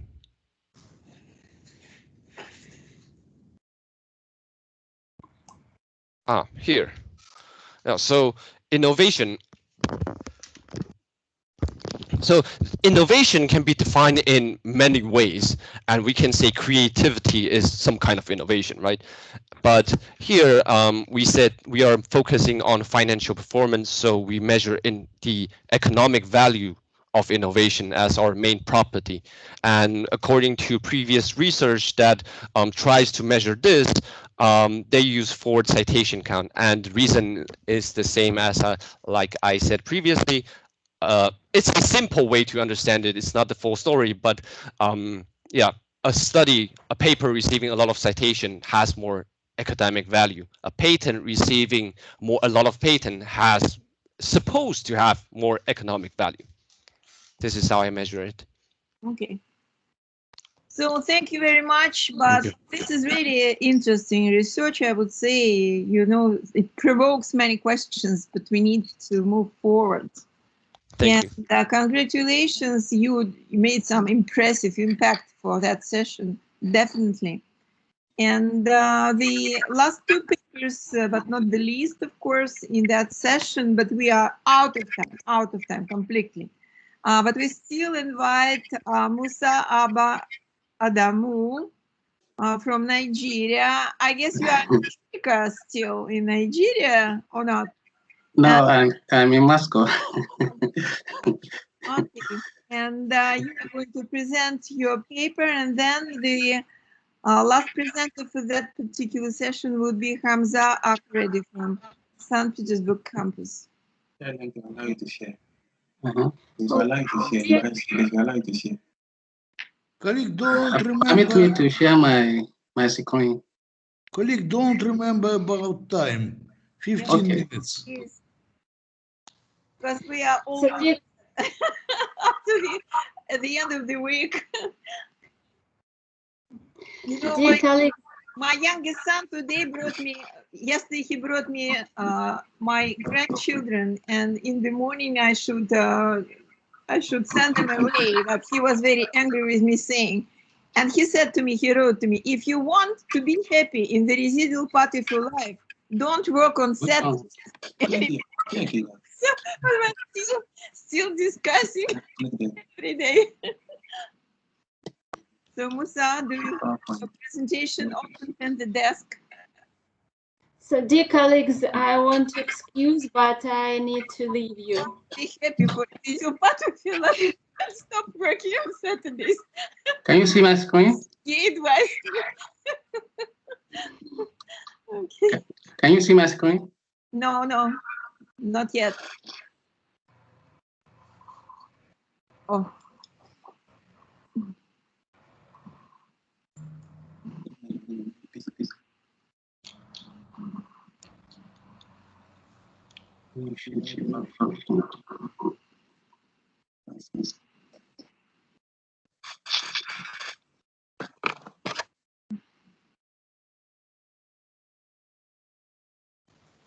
Did you find the button how to share a screen? Yeah.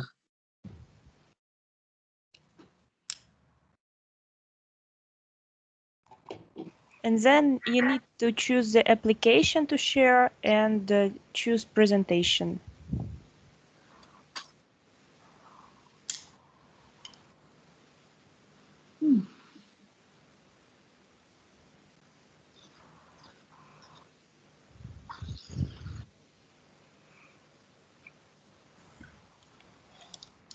Or you can share the full screen.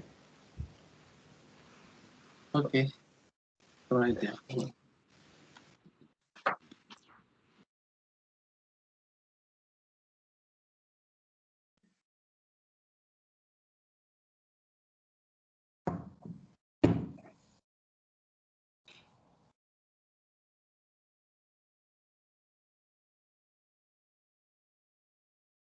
I look at you. Yeah, it's okay. Yes. Can you see my screen now? Yeah, congratulations. Thank you. But if you can make your full screen because it's a little bit small now. Can you see it now? Yeah, good. Thank you. Okay. Good afternoon, professors and my colleague. My name is Musa Adamu. I'm here to present my topic, intellectual capital and corporate risk disclosure in the Nigerian banking sector. So, director for the company, as we all are aware, are required by the law to prepare financial statement in order to give them to their shareholders for informed decision. So normally the procedure adopted by a company in preparing their financial statement, they have to comply with the national law. Like in Nigeria, we have Company and Allied Matters Act, and we have to follow accounting regulations, SARS. But now we are preparing based on IFRS regulations. Then we have to comply with the Stock and Exchange Commission policies and central bank guidelines, as well as insurance commissions. So all the companies in Nigeria have to do that. So why risk disclosure? Almost every company in the world or every business is exposed to either systematic or unsystematic risk. So this business risk has to be shared to, must have some effect to the company. So why those companies are exposed to that risk? There is globalization, and there is a lot of economic advancement, as well as because the technological advancement and globalization has given rooms to business to expand. The major factors that motivated many stakeholders across the world to demand for this particular information, because there is an issue of management malpractice due and which resulted to collapses of several companies that are with a very reputation, but they failed. Secondly, the recent the 2007-2009 financial crisis has triggered many companies or many stakeholders to ask companies to report their risk. And recently, the issue of this pandemic, a lot of uncertainty has increased because shareholders have not, and many other stakeholders do not know the position of the company. So all this information, there needs to be reported to in the annual report of the companies. So despite all these issues, there are in some jurisdictions, there is some of the disclosure response, like FRS 7 from the standard setters, they come up with this one. So now companies has to comply with this in order to report their risk. So some of the countries made it mandatory to disclose their risk, like in US and like in Germany and the UK. Companies are dedicated to report their risk on voluntary ground. So the objective of this paper is to look the relationship between intellectual capital and corporate risk disclosure in the Nigerian banking industry. There are some studies who assess the relationship between company risk and company risk disclosure in one part. And on the other part, there's other studies who focus on risk and the intellectual capital. All those variables are in fact. So that is why in our dissertation, we come up with a research question. Those companies with higher intellectual capital, are these the ones that report higher risk disclosure? So that is why we come up with this hypothesis, the relationship between intellectual capital and corporate risk disclosure. So we also come up with the content element of intellectual capital, like human capital, internal capital, and external capital, to see their relationship with corporate disclosure. Because maybe if we take like a banking industry in Nigeria, they don't require much of a human capital. They are compared to maybe IT company, on which they normally some sectors which are normally predominated in intellectual capital disclosure. But of course, the internal capital and the external capital has a significant impact on the way how the banking industry operates in Nigeria. So that is why we come up with that three intellectual capital components, so at least we can be able to see their impacts with the corporate disclosure.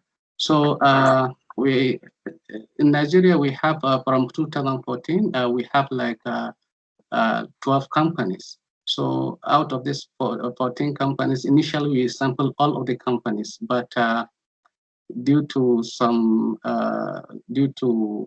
in the Bloomberg, there is no data about all these companies, so we exclude them.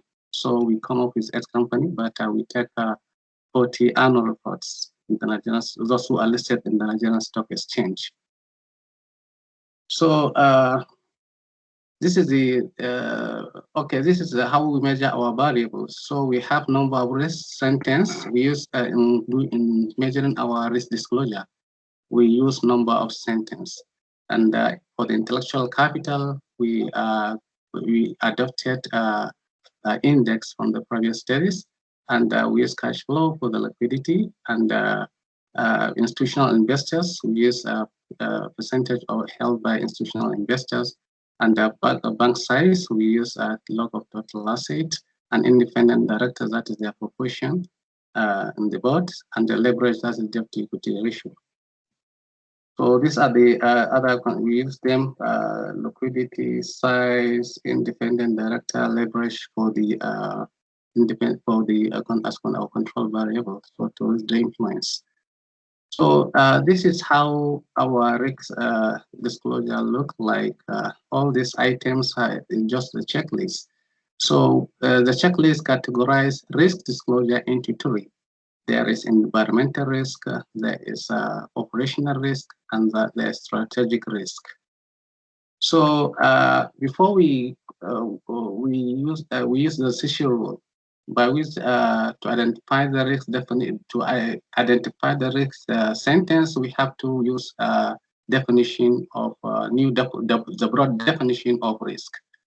So the new definition of risk is the one which recognizes the opportunity and process of the company as risk, and at the same time recognize the threat facing the company as risk. So, and also the impacts it has in the previous, and the potential impact of that particular risk, as well as the risk management device by the management in order to contain that risk. So whenever a statement come up in the final report, we have to quote that particular sentence. So as we are aware that in doing that, we have employed this in order to do the content analysis. So that is the same procedure we employ in doing our content analysis, because the previous studies, some of them use the number of words, some use of the proportion of pages and what have you. But most of the risk disclosure researchers, they emphasize that the use of sentence is the best, because of course with the use of sentence we can be able to understand that this particular statement is linked to the either operational risk or strategic risk or environmental risk. But it is just what we cannot be able to identify why we are going to call that particular sentence.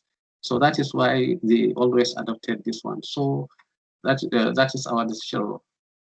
So for the result here, as you can see here, the total risk disclosure, as you can see, it has the mean of 2,515.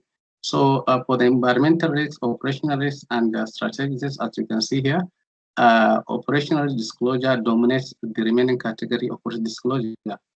So we also look at whether the risk disclosed is qualitative or quantitative.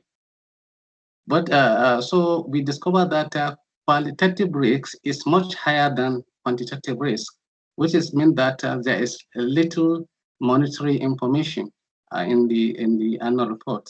We also look at the disclosure as either good news, bad news, or neutral news, because the new definition we adopted, which recognize the threat and opportunity as a risk. So discover that majority of the disclosure made by companies are good news and they're neutral news. So in very little scenario, companies report their bad news. So we also you have 2 minutes. Okay. So future, we also look at the time horizon, whether it is future or past information or non-time. So consistent with the previous researches, most of the disclosure are past and future and non-time. So on the regression here, as you can see, intellectual capital is significant at 10%. Then institutional investors is also significant at 1%. Bank size is also significant. Leverage is also significant. All this is consistent with the previous researches. But liquidity here and influence of independent director and the board has not influenced the extent of the disclosure. So in our regression tool, whereby we use human capital, intellectual capital element, we discover that external capital and internal capital are significant at 5%. So only human capital is not significant. As I said earlier, we are of course expecting this kind of result, especially in Nigeria, whereby for companies they need connection, and they have strong technological issues in order to improve their performance. So the same thing, liquidity is not significant as in the first one, and institutional investor is also significant. Bank size and leverage are also the same results appear with the first model.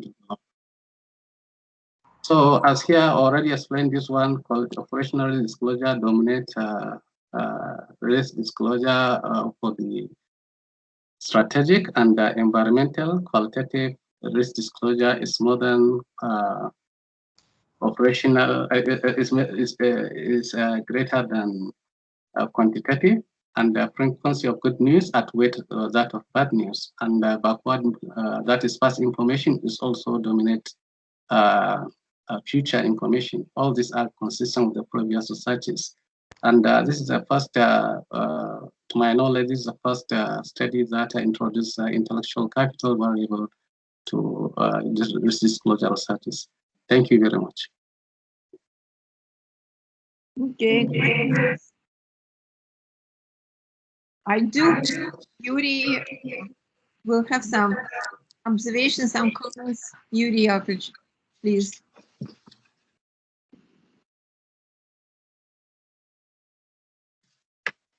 Sorry, my mic was off. Okay, yes, thank you for presentation. Again, topic is really interesting. Despite this is different section. But anyway, can you please tell me, did you look at the financial statements?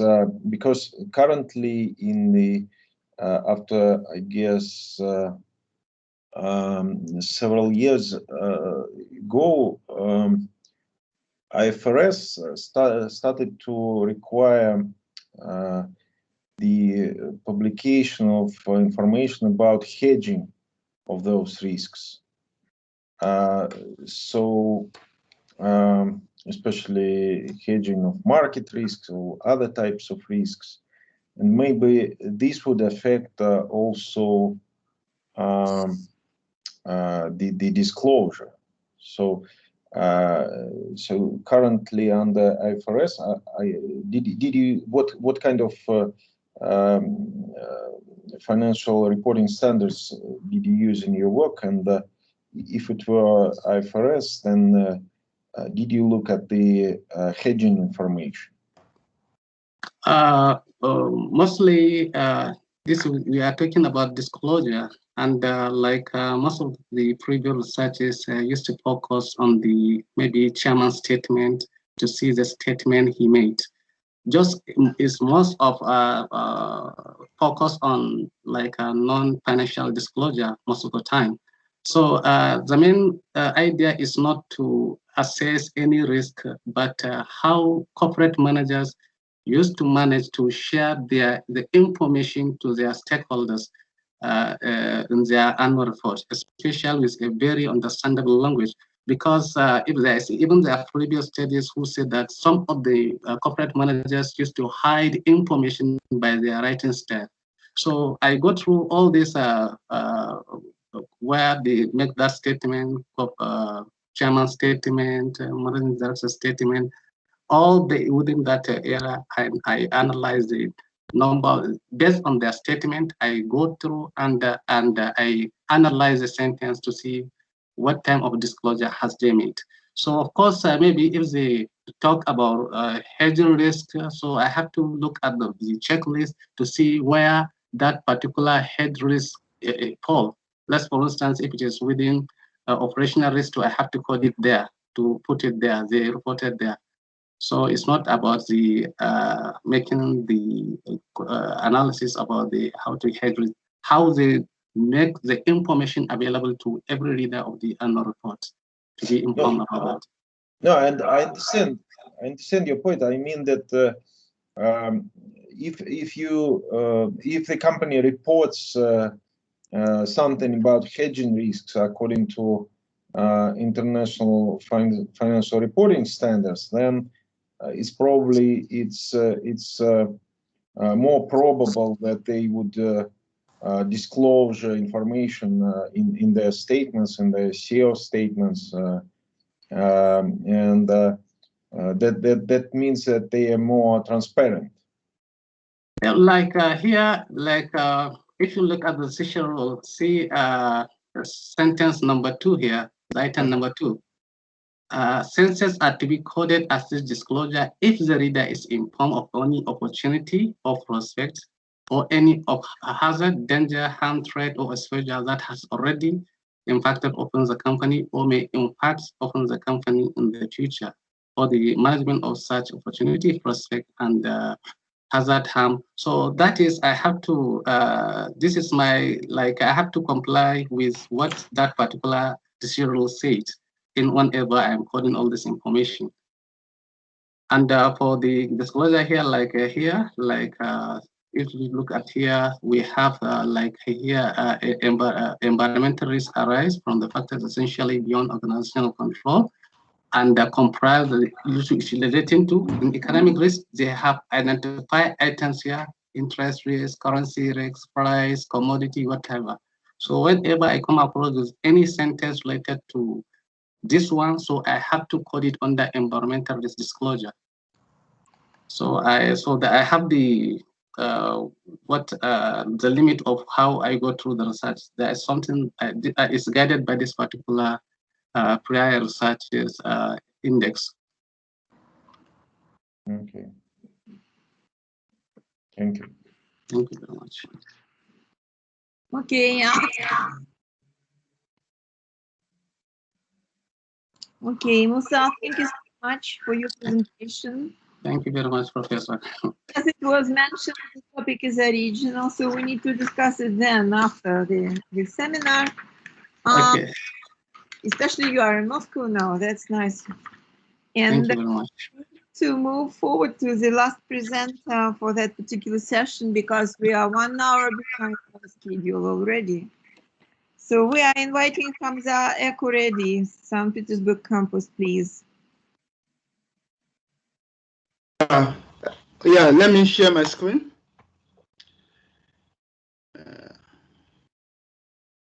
You have 15 minutes. We do hope you have 15 minutes. Not more. Hopefully, I'll be able to keep with the time. Okay. Hold on 1 minute.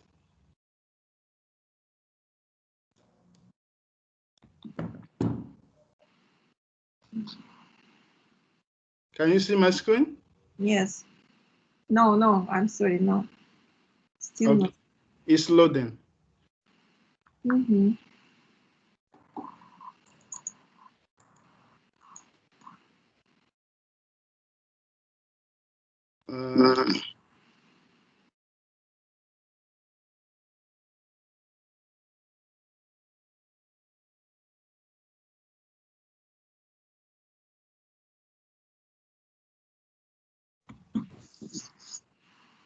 It's not our presentation. Yeah, I know. I'm coming. I'm seeing a lot of information. Shit.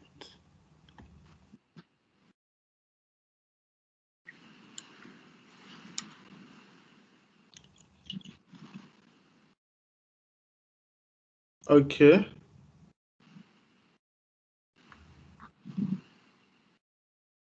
For some reason, it's slow.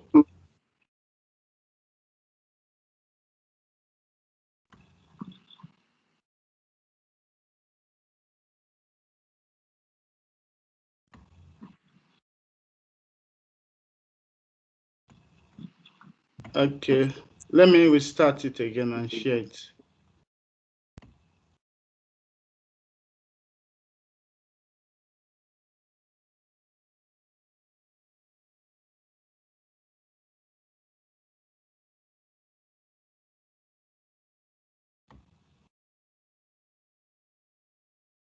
Wow.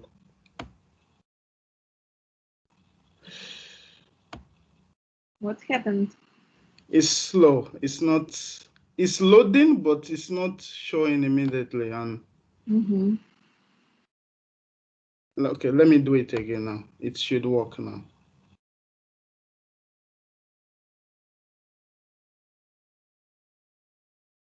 Okay, can you see my screen? Yes. Okay. Your presentation. Okay. Okay, I'm coming. Let me make it bigger. Yes.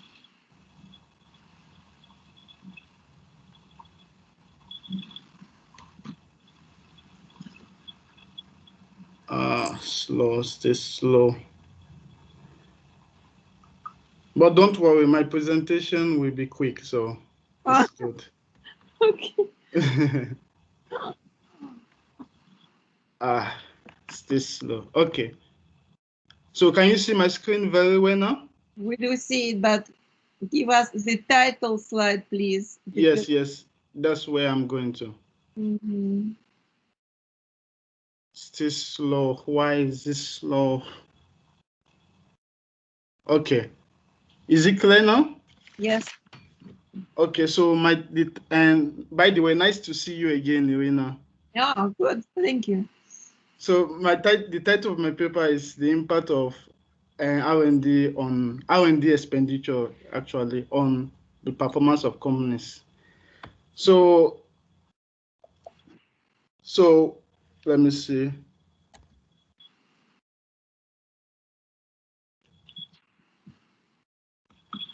So can you see the agenda?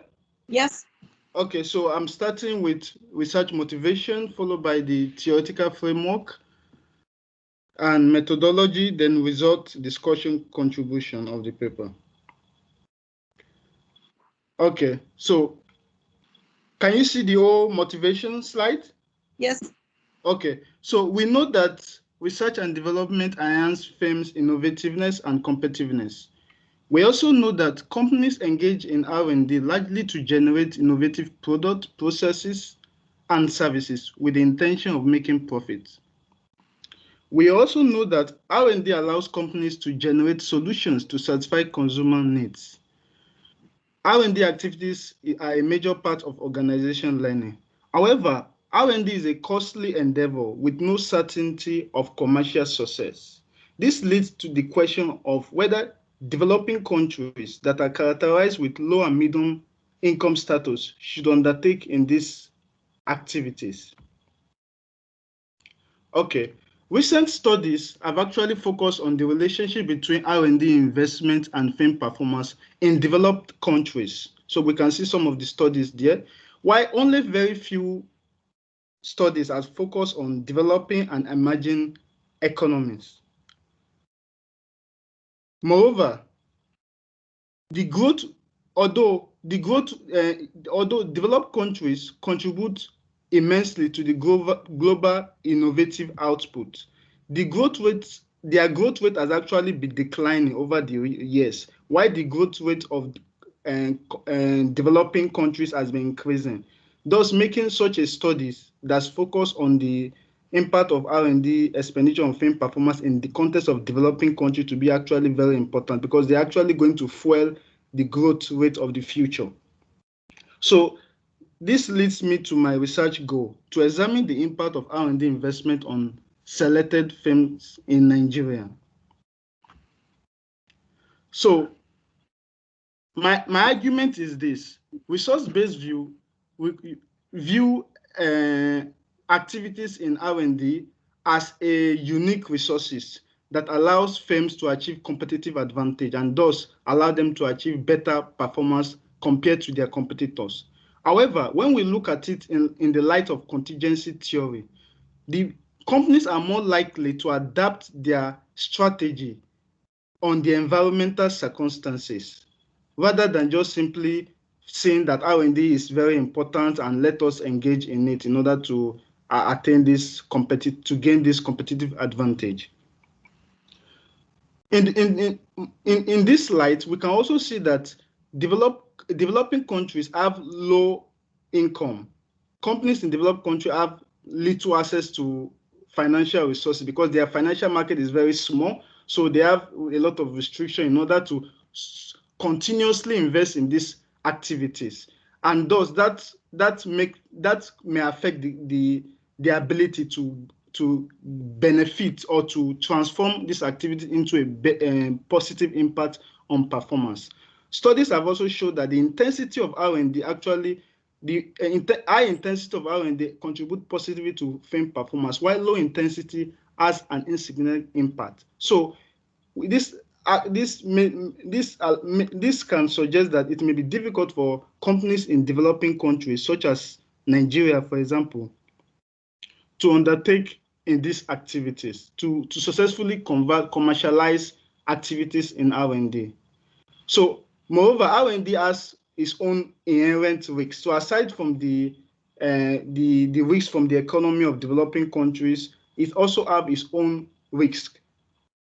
So, in the mix of all these risks, based on contingency theory, companies are likely to reallocate their investment strategy in line with the opportunities that the economic or the market shows, or to minimize this risk. So they may not just be easily they may not easily invest in these activities.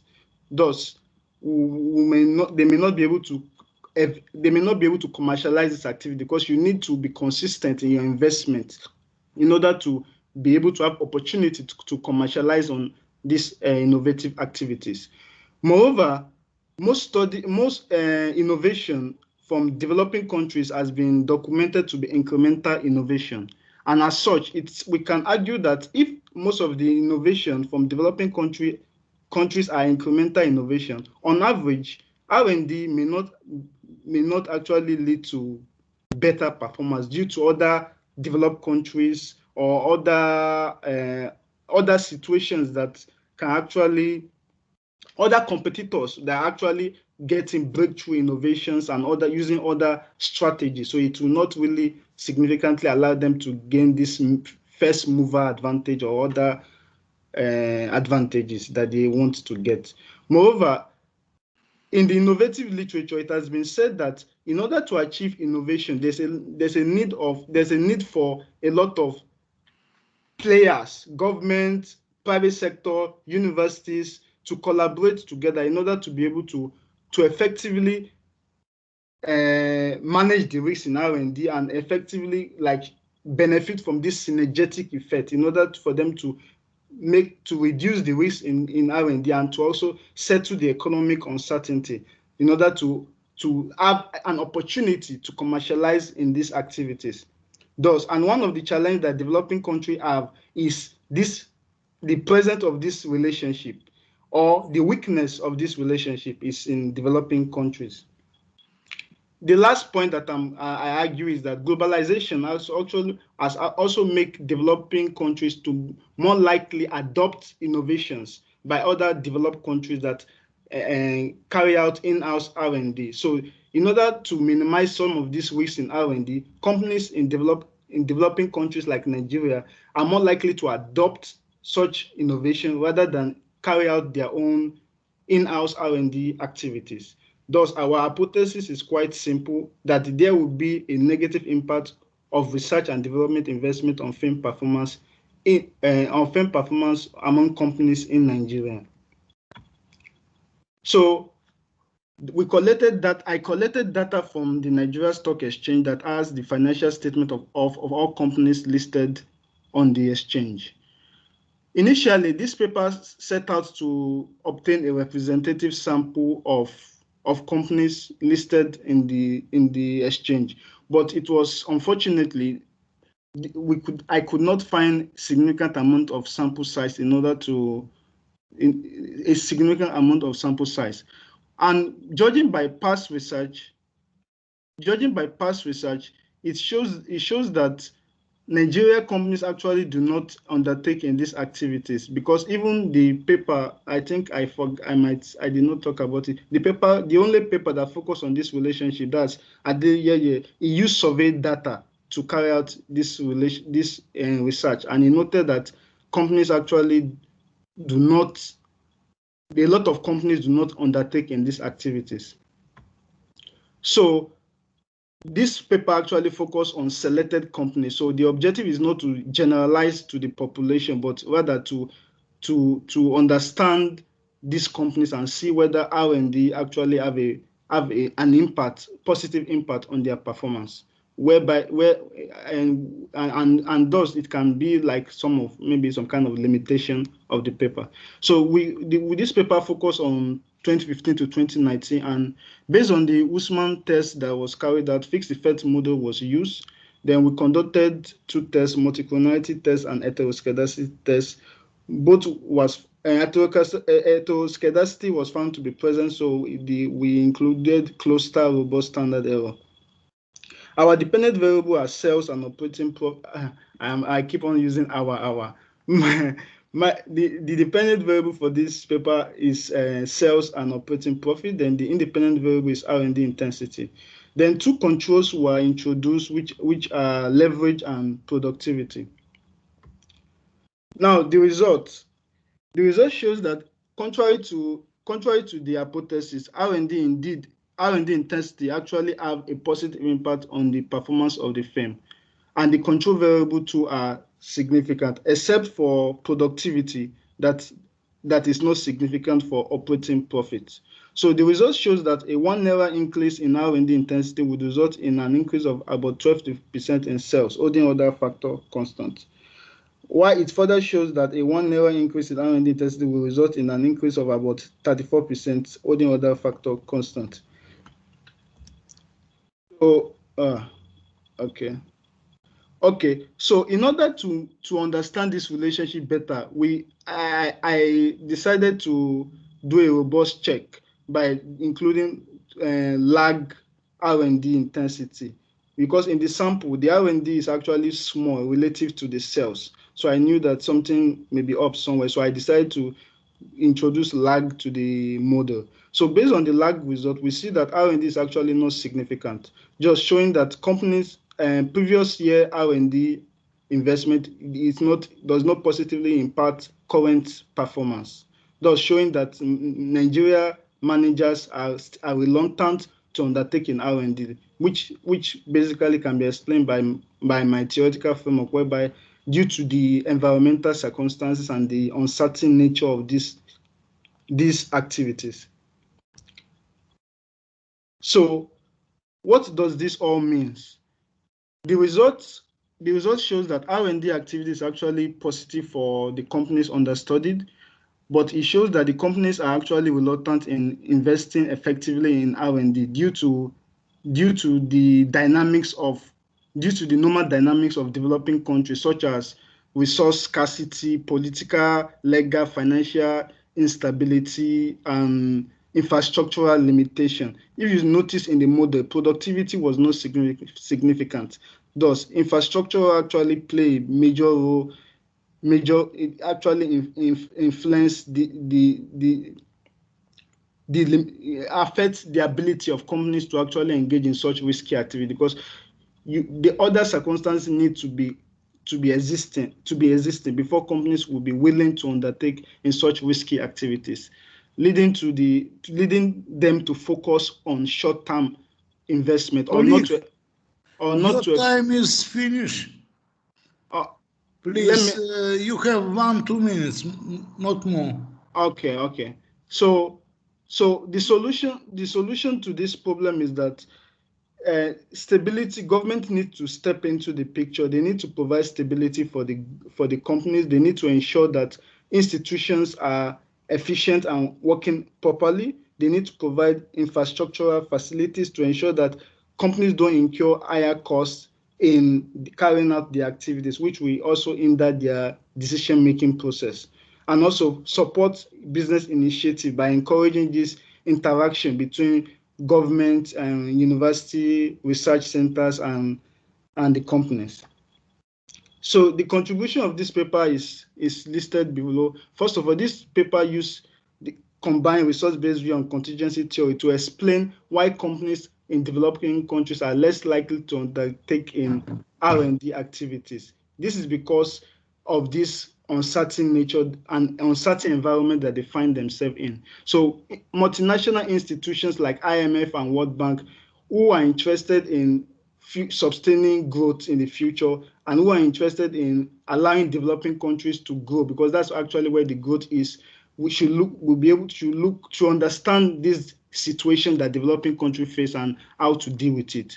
Then another contribution is that this paper introduced new insight towards the relationship between R&D investment and firm performance. And also it has implications to corporate managers to let them know that R&D actually is very significant to performance. And colleague, you must finish.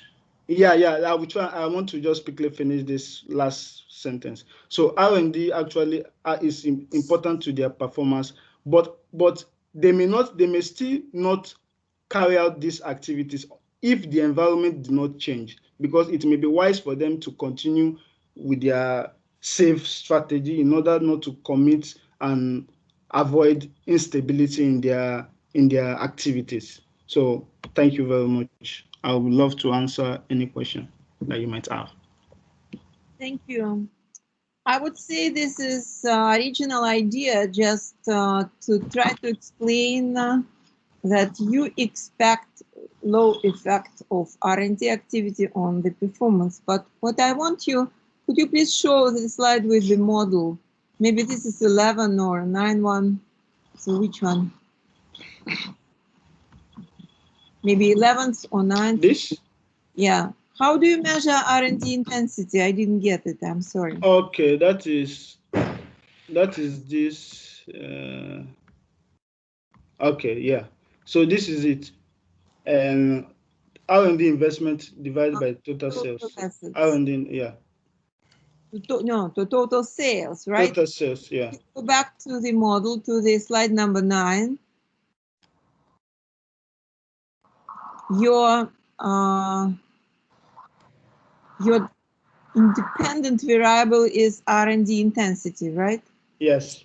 And your dependent variable is what? My dependent variable is sales and operating profits.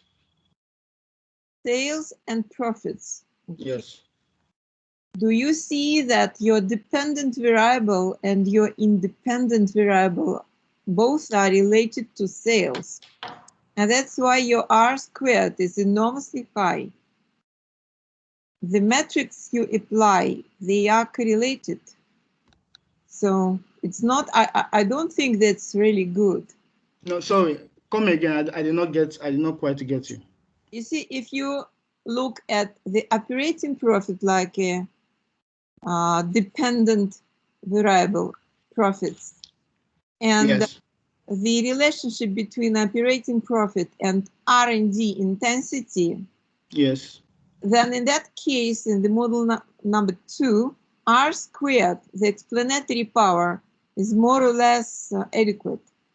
But in case when you apply of sales as dependent variable and R&D intensity, which is also R&D to sales, again, to sales, as independent variable, then your R squared is almost 100%. And that says that the structure of your regression, of your equation, is not good. It's not adequate. Because you have sales on the left side of the equation, because this is your logarithm of sales, and you have again sales on the right side. It's not good.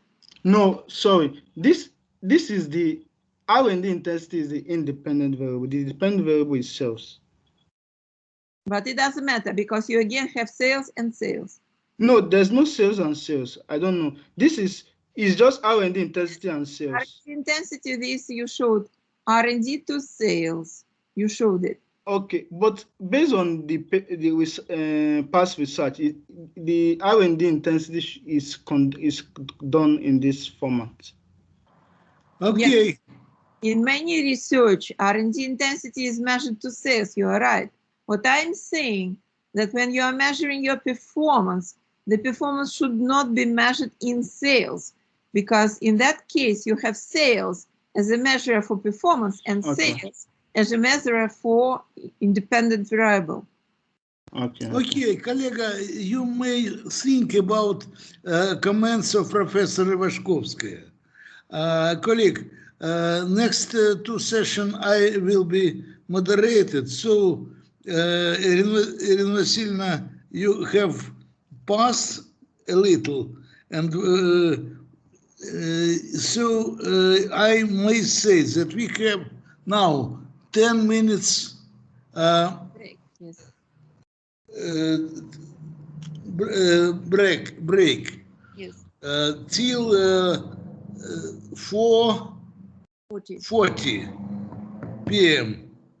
And next we have both two session together, and we have time till 8:30. So we must press our efforts, and I ask all speakers to have only 12-15 minutes. Yeah, but we ask them every time that nobody follows. Almost nobody. But I control very hardly. Okay. Yes. So please, 10 minutes break, and in 4:40 we will begin. Yeah, Yuri will join us at 4:40, and I will join you just at the very end of the whole story, right? Yes, Yuri needed for me. Yes, I Yuri Drari needed for me. He must help me. definitely. Thanks. Yes, I will. Okay, good tea for all.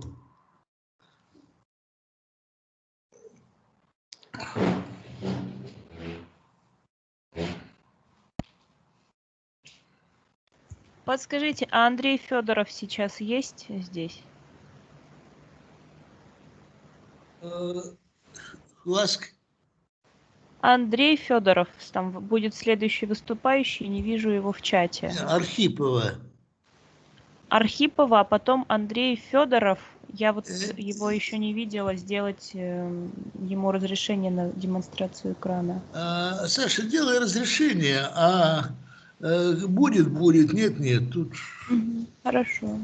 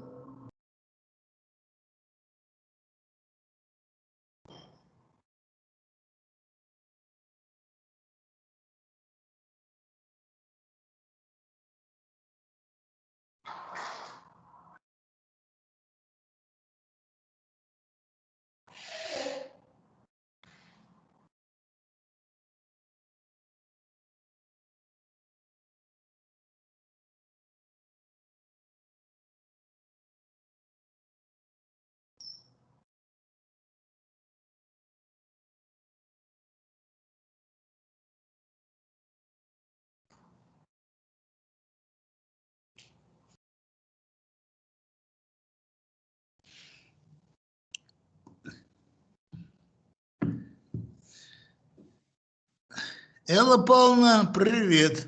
Здравствуйте, Александр Маркович. Здравствуйте всем, коллеги.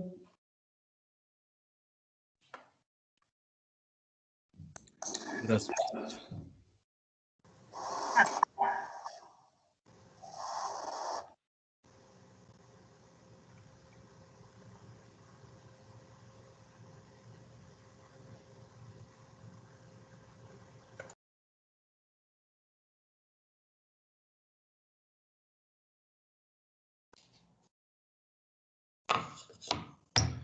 Так.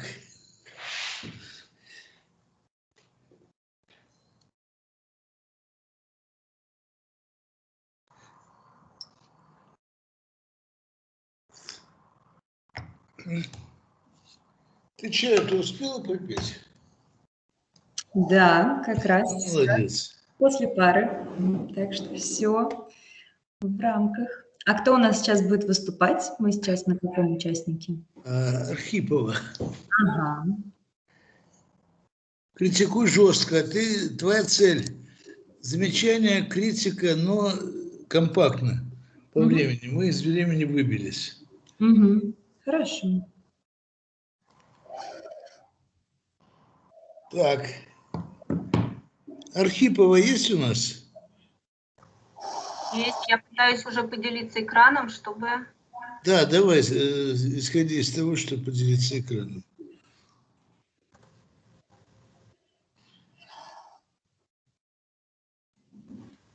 Да, отлично, все видно. Видно? Да. Саша Егорова, там появился Федоров, появился, нет?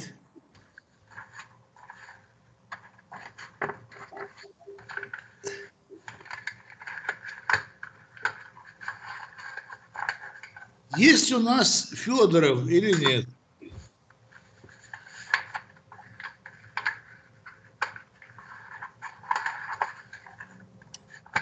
Потехин есть у нас?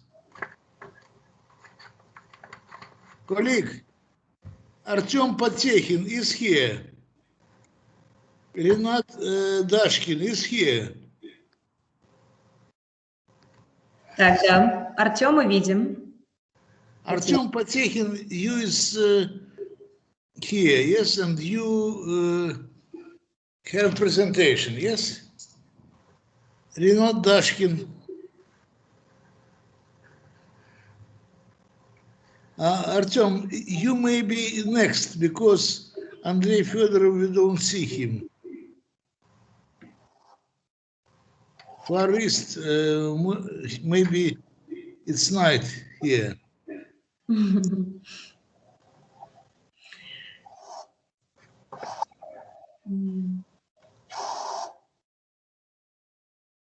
He don't ask for change his position, so it's his problem. Okay, we have 4:40. Наталья, please. Другой начал демонстрацию. А? Кто начал демонстрацию? Так, сейчас завтра. Who begin demonstration? Next is Natalia Arkhipova.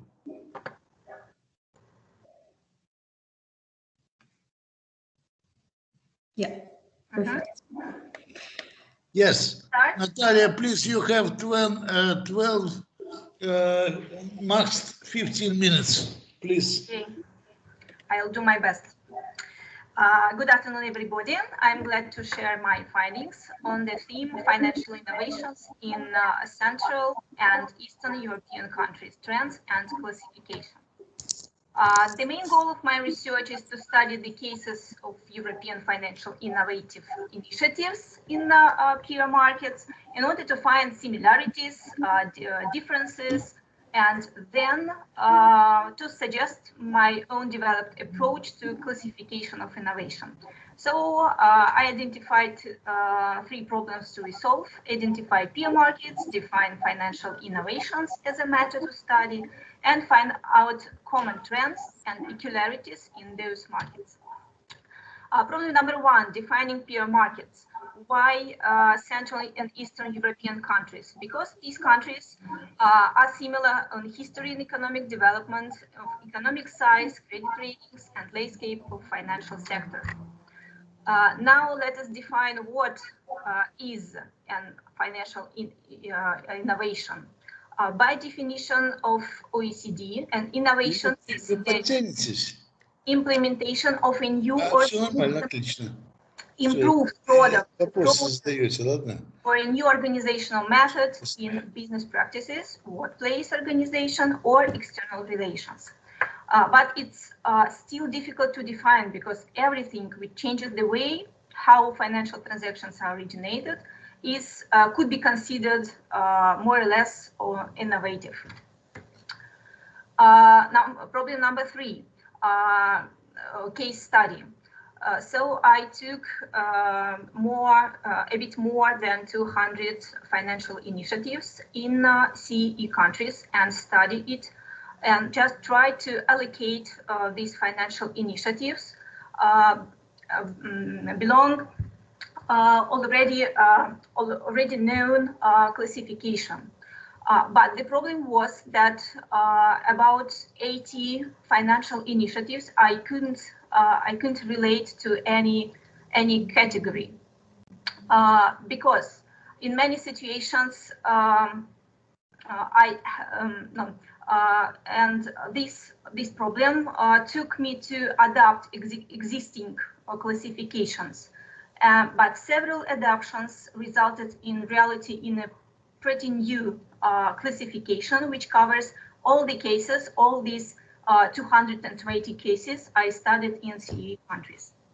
And the main reason why I could not classify it to already stated classification, because it was not possible to relate due to complex character of innovations.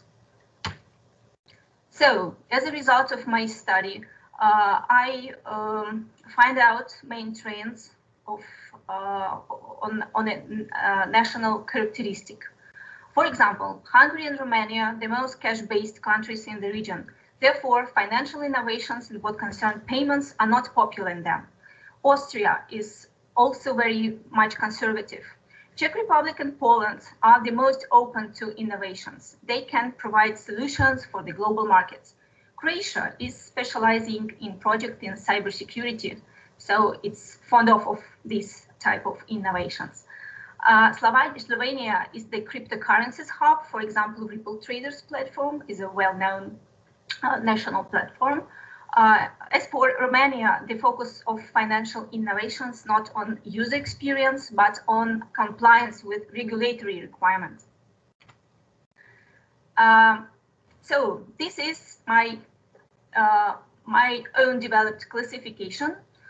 On the left side, there is a diagram, and we can see 4 types of financial innovations that I suppose supposed to offer. We can see that about half of all the financial innovations that I studied is relate to product and channel innovation.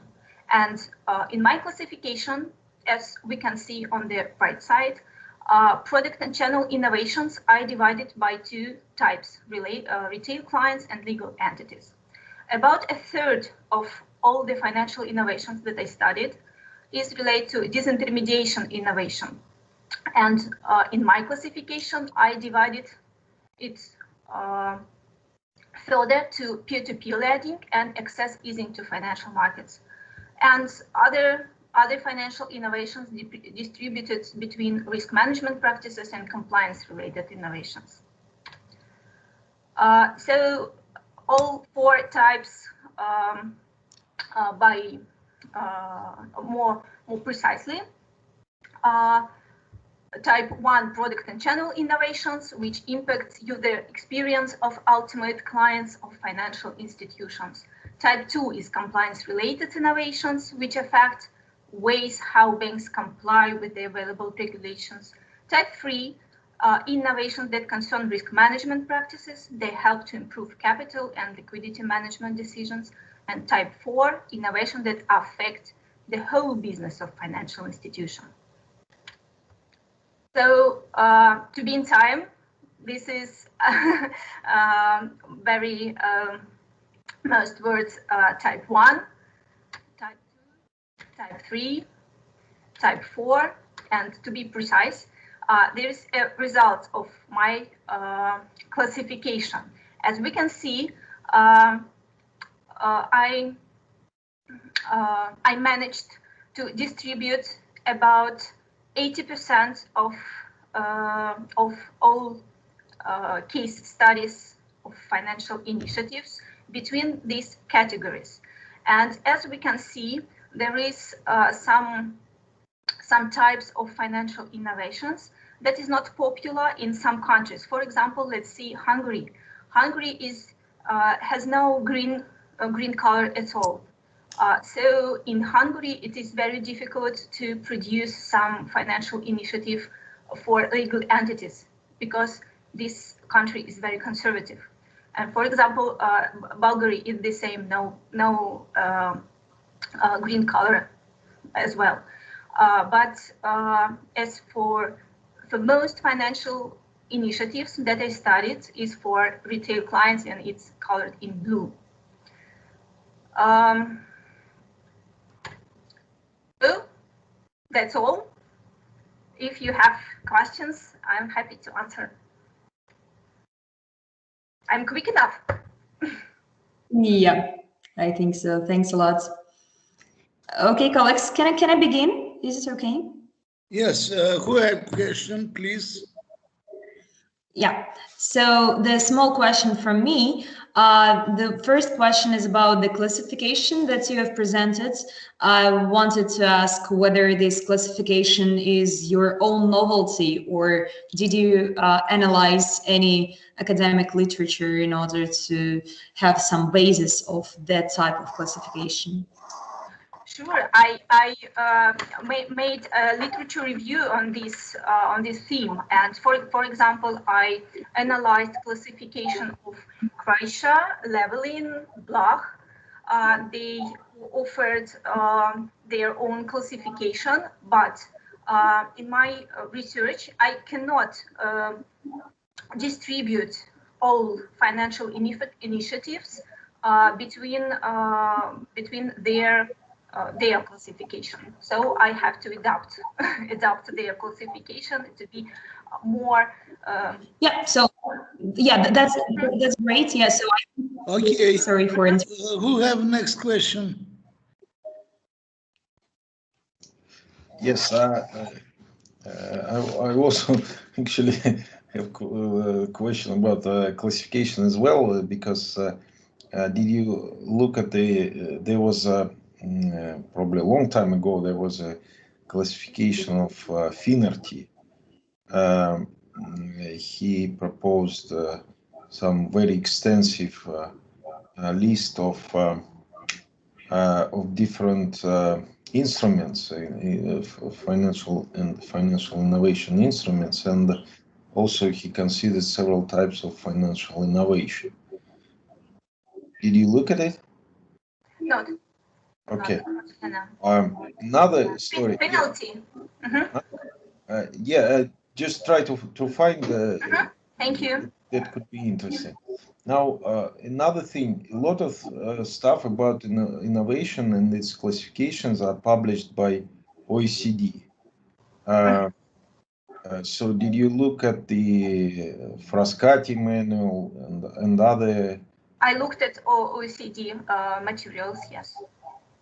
Okay, so, I know that it's not really related to financial innovation, but they have their own internationally recognized classifications, so you can at least adjust your if you want to work with the classification, you can adjust your classification to internationally recognized OECD classification, because even statistics in Russia follows statistics of innovations. It follows the classification of OECD, and they recently updated it. So currently it's slightly different. Okay, regarding countries, it's interesting. Yeah, you mentioned European countries. I mean, you mentioned that in some countries there are like still the cash payments are popular, and I mean in poor countries like relatively poor, of course, like Hungary and probably I don't know. Romania. Romania, of course, yes. So do you think that? I think innovation there, financial innovation there, can make a much larger impact than in other countries, say in Germany, and I mean economical impact. What do you think about it? I think that as for Hungary and Romania, because they are mostly cash-based, that they will not develop in the future any financial initiatives of non-cash based. As for Germany, I think that that another country will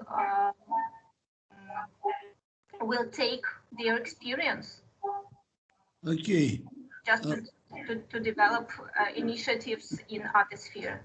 What I meant, I'm sorry. What I meant is that in Germany you have no space to grow. You know, there is nothing to improve there. But in Hungary, in Romania, you have like a lot of space. Even if you look at the financial parameters of the sector, or financial sector, and the economy, you will see that financial debt is very low in these countries, and the leverage is low. So you have a lot of space to grow. You know, and with this innovation, even small increase in these applications of financial innovations, it could affect significantly the financial system and the economy of these countries. So it could be more interesting for them than for Germany, I would say. Yeah, I agree. Okay. Have you any question? I have such question. Is it all? I have one short question, maybe. Where is research? I think it's a lot of question, which is out of presentation. And you must think about them.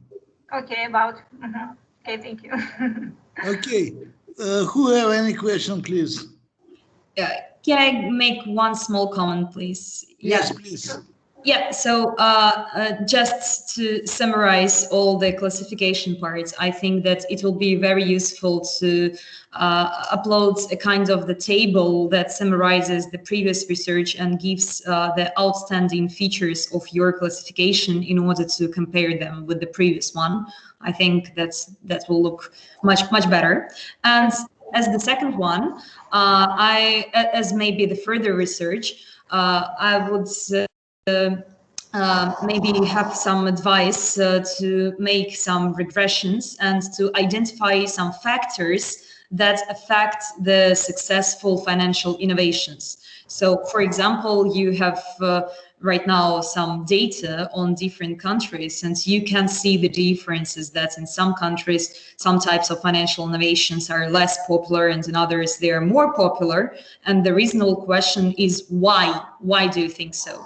So I think just the simplest regression, and if you just download and add in your database some financial factors, some macroeconomic factors, they may result in a regression that will answer this question, and you will understand why these tendencies are so, and maybe forecast something in future. Okay, thank you. Thank you, Ella. Thank you, Yuri. Natalia, success for next research, and think about all points colleague say about. So next, Andrei Fedorov, is it here? If he is absent, please, Artyom Potechin, Novosibirsk. Is it here? Artyom Potechin. Yes. Yes, and next after him, Renat Dashkin. Is it here? Yes, I'm here. Okay, so please, Artyom, you have 12-15 minutes.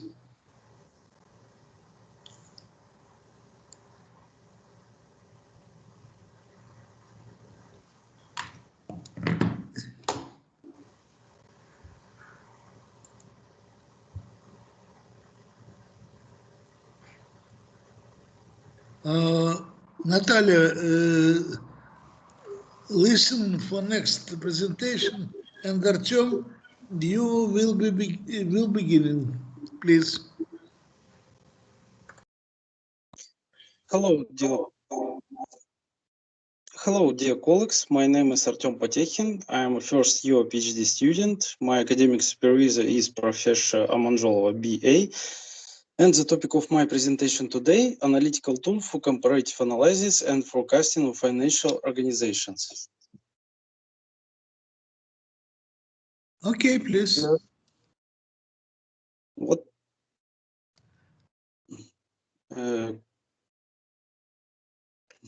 The relevance of the analytical tool for comparative analysis and forecasting of financial organizations' activities is the negative impact of the COVID-19 pandemic on the banking sector. Since in a negative scenario, additional reserves of banks will increase by 25 billion rubles, while the loss of banking sector will amount to more than 2 billion rubles. In the course of the study, we identified the following key questions: comparative analysis and forecasting the activities of financial organizations, which are presented on this slide. We also identified the most significant class of financial institutions as credit institutions, the most significant share of which is the banking sector. Analytical tool for comparative analysis and forecasting of financial organizations' activities, it's carried out in the 3 stages. Initially, general information is collected and studied.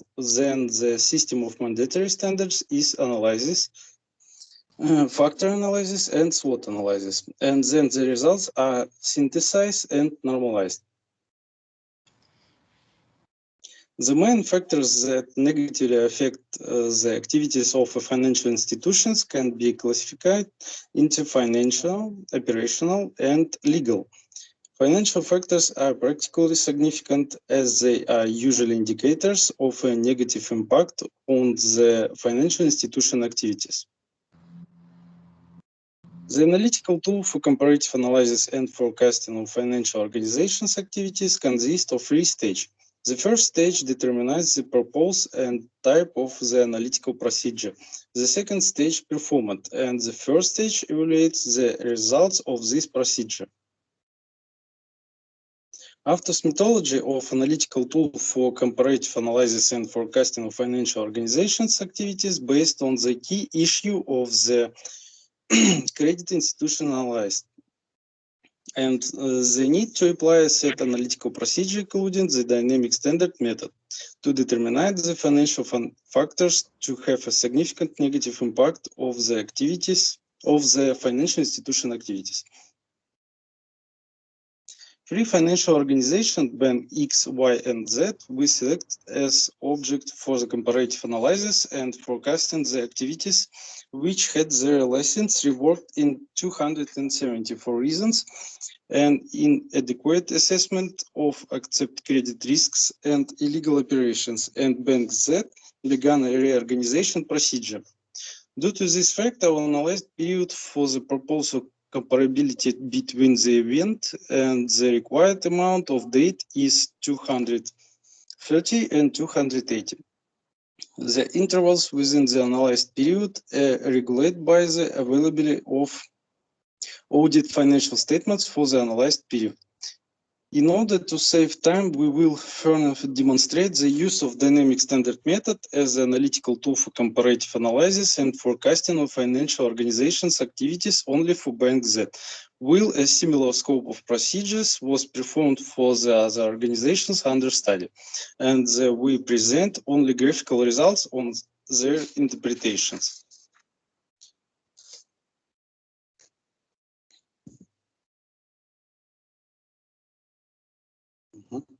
In the course of the analysis, financial statement analysis of Bank Z and sample of indicators was performed based on the materially of the account of the presence of significant change in the activities of Bank Z.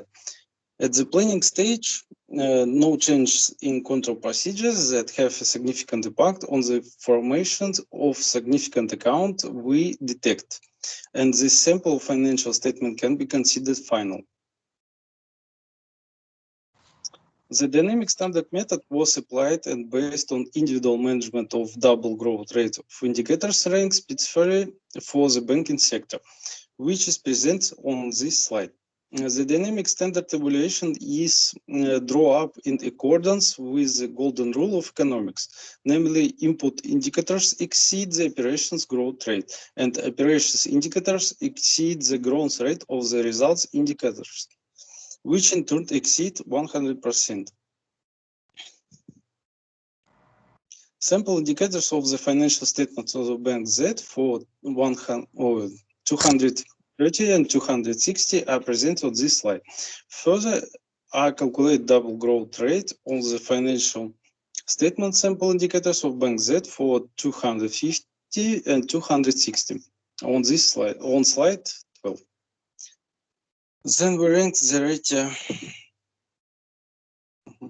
Then we ranked the ratio of reference and actual double growth rates of the financial statement sample indicators of Bank Z for 230 and 260, based on the ranks formed on this slide. It's necessary to compare the reference series of the double growth rate ratio of the sample indicators of the bank's financial statements with the actual series based on the rank relations coefficient which are present.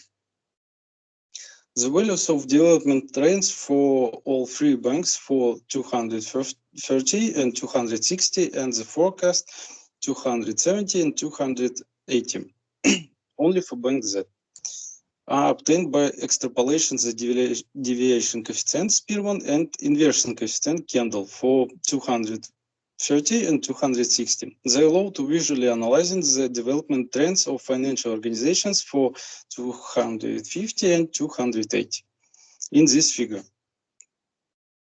Based on this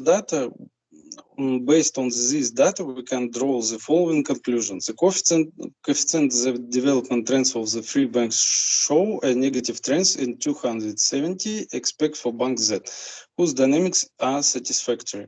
This indicates the presence of negative dynamics in the activities of all three banks. It also corresponds to the real events of 270, when Bank X and Y lost their license for conduction banking operations, and Bank Z fell under the reorganization procedure by Central Bank.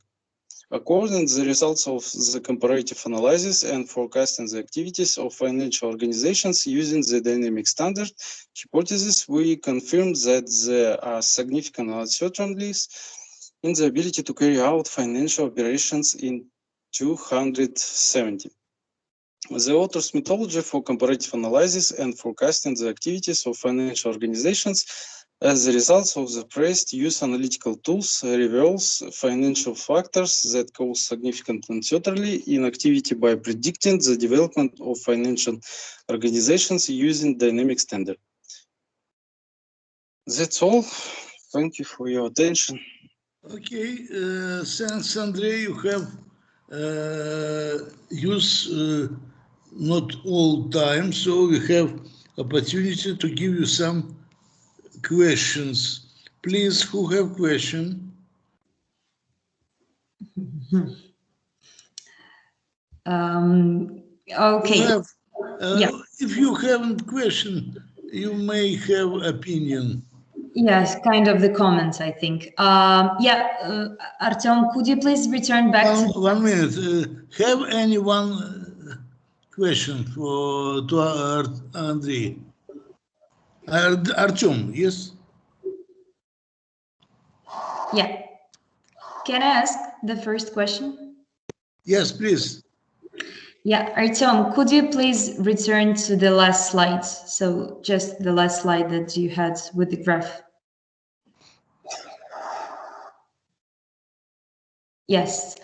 Could you please comment what is the variable X that is illustrated in the equations here in the downsides of your graph? So there is the green line, the blue line, and the yellow line, and all of them have some equations with some Y and X variable. Could you comment what is the X here? Thank you for your question. Sorry about it. That's fine. X in this graphic, it's trend correlation.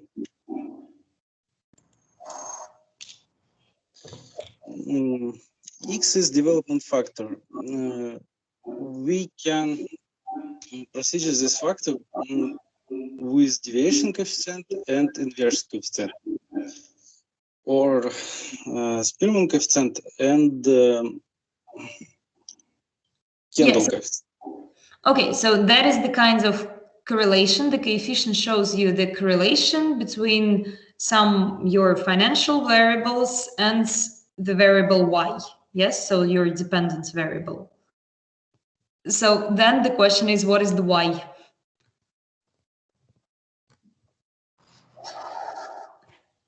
Yes, so the question then is, what is the Y, your dependent variable? Okay. Yuri Yakovlevich, have you any question?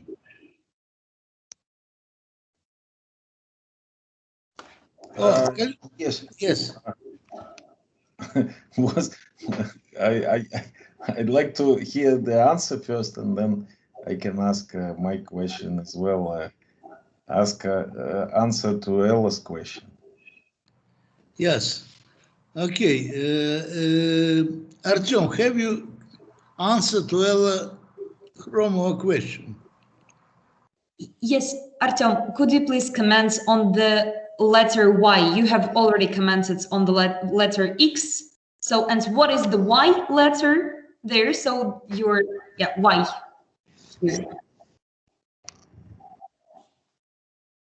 Okay, colleague, if we haven't more question and haven't answer, I have some comments. Artyom, please listen me positively. Firstly, I don't see the aim of your research. What's aim of your research? What do you want to have at the end? What's your scientific part? What your practice part? I understand that you have maybe have practice question, comments about 3 banks in Novosibirsk region. It's maybe practical task and it may be answer you have, but it's not research question. You haven't methodology, you haven't some propose which other people may use, and you haven't literature review. You is a PhD student of first year. Firstly, you must understand what do other people, what do other researchers. Yes, I understand that your question connected with financial stability, maybe PD models, maybe connected with Basel or some document of Bank of Russia. But we don't listen about this. We don't see analytical tools for comparative analysis and forecasting the activities of financial organization. Yes, no comparative. You must have some measure according to which you compare results and have analysis of such instruments. And here is a lot of papers and books connected with this theme. Some of them in High School of Economics, some of them connected with controlling in banking, whereas a lot of tools connected with risk management. And if you don't see these papers, you haven't potential ability to have some quality of paper and have results which have research part. I wait you listen for me positively. It's some tools, which are analytical tools, which may be used for your dissertation. You must understand what's literature review, what you have before you. You must understand what you need, what your question. You must understand what's data you may use, and so on. Before you understand this, you have a practical methodology, which may be very important for some bank, but not for analytical research. Yuri, please, you agree with me or no? Yes, of course, I agree. So, please add some comment. Yes, I think the methodology of research should be developed, and clearly at this point there are some estimations, but there are no clear methodology. At least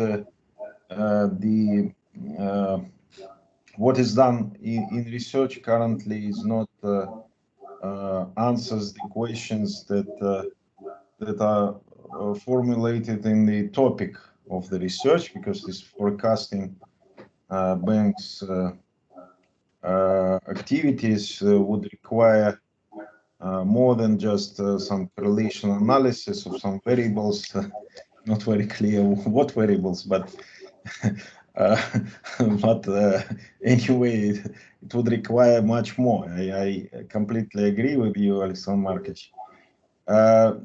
So yes, the additional literature analysis would be required, and if the topic can be narrowed down to the effect of COVID situation on the banking sector, then that's it is one story. Then if it's just a forecasting, then it's a completely different story with the methodology that's not presented here. Yes, Artyom, I must say for you, there's here three researchers who understand this topic. I am Alexander Karminsky, Yuri Dranev, and Ella Khromova. We have papers in this topic and understand this problem, and maybe work in bank and understand this from other part of situation. So I ask you, listen for us positively. You only in first year PhD program. You have opportunity to change main points. So I speak so detailed and concrete. Have you any question, Artyom? I think that Artyom has some problems with the internet connection, so I'm not sure that he's online now, but I think that there is still the recording and we can send him all the comments that we have mentioned. Yes, if he want, Alexandra help him with video of this part of seminar. Okay, Artyom don't listen for us, so I maybe Yeah, the video will be posted on our site, and he will see and listen all our comments. Okay, Artyom, if you have questions, please write for me or for my colleague. We answer you for your question. So success for you and for your research. Next presentation, Maidan Renat Dashkin from Kazan, yes? Yes, Kazan. What's the weather in Kazan? Very nice. It's sunny. I want to go here maybe 1 month, half a month later. You prepare weather. Yeah, I hope it's. So please, your presentation, 12, 15 minutes. Do you see it now? Yeah. Yes. Perfect. So, dear organizing committee conference participants, thank you for an opportunity to present my research work. My name is Renat Dashkin, and I am representing Kazan Federal University. So I would like to reveal some interesting discoveries in the framework of monetary policy transmission mechanisms and their penetration to corporate investment level in emerging markets. So why US monetary policy? No secret that the US monetary institution, Fed, is a major player in the dollarized and globalized world, and its decisions are crucial for international investment activity and global finances. So, especially for emerging markets, as they are financially dependent on external capital flows. Generally, there is a clear evidence on monetary policy transmission mechanisms through financial markets to firm level, either by changes in key interest rates, open market operations, or verbal influence. Monetary transmission works through various channels, and there are no doubts that monetary policy somehow affects companies' investment activity. For example, according to the interest rate channel, an increase in nominal interest rates translates into an increase in real rates, or the user cost of capital. Higher real rates in turn lead to a postponement of consumption and a reduction in desired investments. Economists studied different aspects of monetary policy and firm behavioral patterns. For instance, Gina Spreed in 2019 revealed that monetary policy shocks create larger reactions in fixed capital, inventories, and sales growth for firms with high leverage and low liquid assets. Another interesting research, well connected with our study, was made by Browning and Washington in 2018. They showed that changes in direction of monetary policy of the American Central Bank significantly affected financial capabilities of emerging market companies that attract financing from foreign banks. So what we looked through in our paper is how investment activity of different emerging market companies was correlated with monetary policy decisions. And what is most interesting in our paper, how different observation groups by country, region, industry, and also different age, size, and debt leverage level was reacting to those changes. So here, our research hypothesis, first, we imply that there is a correlation between monetary policy decision and investment of emerging market companies. Second, we imply that easing of monetary condition is positive for market capitalization of emerging economies, and further, higher capitalization is positive for companies' investments. Third, given geographical closeness and higher economic cooperation, American region companies are more sensitive to changes in interest rates and asset operation. Fourth, capital-intensive industries, mining and construction in our database are more responsive to monetary policy shocks. And further, we also imply that large and indebted companies are more sensitive to monetary policy shocks, and on different stages of companies' development, the response to monetary policy shock is different. So we used panel data analysis with fixed effects for the purpose of individual characteristic assessment. By the dependent variable, we took percent change in fixed assets and balance sheet over the last period. Monetary policy decision in our research presented by two indicators, changes in federal funds rate and balance sheet of the Fed during analyzed period. And as there is a lag in transmission mechanism between decisions and response in investment, we tested first quarter change in variables and fourth quarter response of dependent variable. Our data sample consists of about 30,000 observations for 4,000 companies from 8 industries of 23 emerging economies for the period from 2010 and 2017. You can also see some characteristic of different studied group by size, development stage, and debt leverage on the slide. So going to the result, our first model where we analyzed aggregate investment on the country level didn't show any relevant results.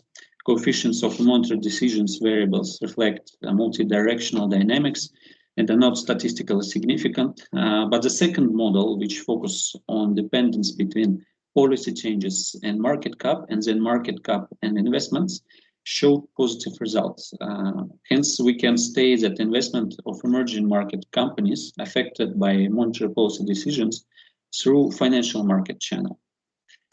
Interesting results were obtained when we looked through regional patterns in emerging market companies' investments. We found that strongest positive dependence on monetary policy decision is in the region of America, which confirms the hypothesis number 3. Estimates of the coefficients at the EMEA region show the dependence on interest rate changes and inverse relationship with the rate of asset growth on the balance sheet of the Fed. And the Asian region show no dependence on decision in monetary policy at all. Industry level model reveals that different industries differently responsive to monetary policy shocks. The positive impact of changes in interest rates on investment was found in the manufacturing, transport, and retail trade industry, but the mining and construction industries, as we implied earlier, are the most affected by changes in the direction of monetary policy changes. The test results confirm also that the stage of company development determines the rate of sensitivity to changes in monetary policy. So investments of old and mature companies respond positively to a decrease in the interest rate, while the signs of variables for young companies are negative. Also, with a greater access to capital markets and debt financing, large companies are more sensitive to market changes in interest rates driven by monetary policy decisions. And finally, as we expected, the high leverage of companies predetermines the high sensitivity of the investment to changes in market interest rates and vice versa. So we obtained valuable results regarding the influence of the investigated determinants on investment of companies, analyzing our data sets through different dimensions, macro regions, industry, stage of development, debt leverage, and age. We have also established the relationship between monetary conditions and the capitalization of capital markets in emerging economies. But it's important to remember that our models show some regression patterns, but not the causation effects. That's why the aims for further research steps also concern methodological and analytical focus, as well as widening data set, variables, and other aspects of study equation. So here is a highlighted literature review on this topic. And I would like to thank you for your attention and I'm ready to answer any questions if there are any. Yeah. Okay, thank you, Renat. Colleagues, can I begin? Is it okay? Okay, Renat, thanks for your presentation. Do you have any question, please? Yes, the first one from me, the very big. Yes, please, Ella. Yeah, so thank you, Renat. I do think that your research, I think, has a lot of strong points. The first thing that I wanted to mention that I did not understand your research correctly when I firstly read the topic. So maybe my advice is to change the topic itself, because when you're telling that some monetary policy that it affects investments in emerging markets, what I do think is about like financial investments. For example, the volume of tradings in bonds and shares. What do I think is about financial investments, not about the fixed assets, so the investments that the company itself does. So I think you should reformulate it and say something like so the monetary policy affects the firms and the investments that these firms makes or does, so something like that. So because the investments itself is a very tricky one. Okay, I get your point. Yeah, and very small also I think comments, the slide with the data that comments later, Ella. Okay. Maybe Renat answer for a question. Next. First one, I thought it just comment. Yeah, I understand your misunderstanding for the topic, but I wanted to focus how monetary policy affect financial markets and then translate to real economy. So we understand that companies financing the investment using some financial market instruments, bank lending, debt financing. So that's why the interconnection between monetary policy and investments are somehow reflected in this research. But I understand that I have to clarify topic. Okay, Joachim, Yuri Yakovlevich, have you any question? There is a question from one of the, I think there is a hand from one. Yes. Renat, one question, maybe it's a bit different from your, I mean, it's related to your topic, but it's out of the period you analyze the data. So question as kind of a discussion, do you see or did you see any monetary policy decision after March, or actually after February 2020, when all these lockdowns throughout the world started. I mean, what did US in order not to, maybe a strong word, collapse the whole world economy? Because I think how it happens, they, and also Europe, and also, I mean, developed and developing countries, they did very well in order to stabilize the crisis. Okay. Well, yeah, I also thought about this point because traditionally, I supposed in my research that easing of monetary policy reflects in the higher rate of investment by companies. But what we saw in 2020, when the lockdown happened, all the central banks were easing their monetary policy, but we didn't see any response from the investment by companies because there was a lot of uncertainty. They didn't wanted to increase their consumptions, to invest in some project because uncertainty, which economy was characterized, was very, very, I don't know, decisive for the investment activity. And that's why the questions how exactly monetary policy decisions penetrate to firm level is very important. And I suppose that's the first research question. How differentiate between influence on financial markets, because now we see the bubble on the financial markets because of a lot of extra liquidity issued by central banks, but not the bubble in the real investment by companies. So I suppose it's a question for the further research, and it will be very interesting to differentiate between different transmission channels. You only have answer? Thank you. Okay. Have somebody any question, please? Have somebody any comments? Yes, I can.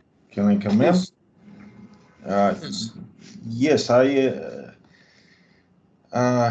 I want to develop this story with the title of the thesis, because what I think you are doing is not really concern the monetary policy, because this usually studies that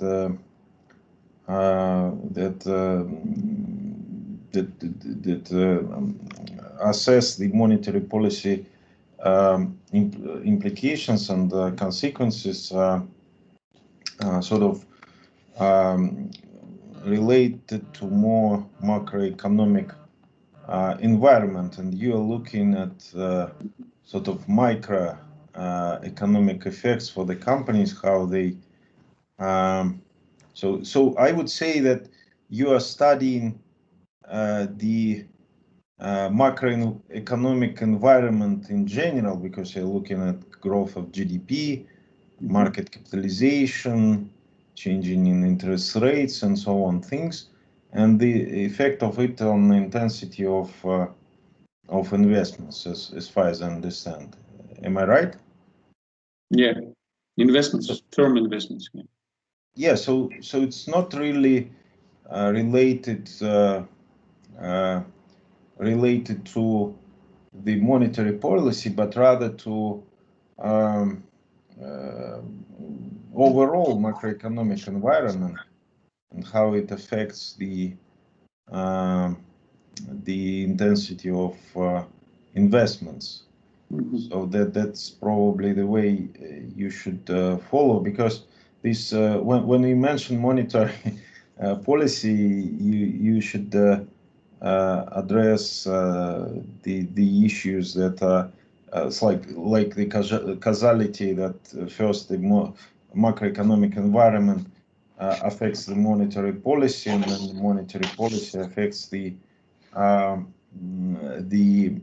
investments of the companies. But actually, you're not doing all these steps. You're looking at the overall picture and its impact on the investment. That's probably my main comment to you. Okay, thank you, Yuri. Do you understand comments of Yuri, Renat? Yeah, yes, thank you. Yes, I will. I agree with Yuri. It's maybe more structurable the name of article. Mhm.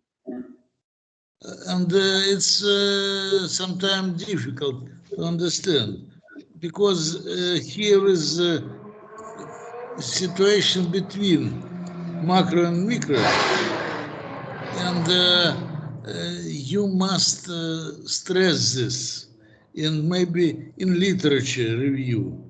Maybe you must think about macroprudential regulation. Maybe. We have some research in this situation connected with systemic risks.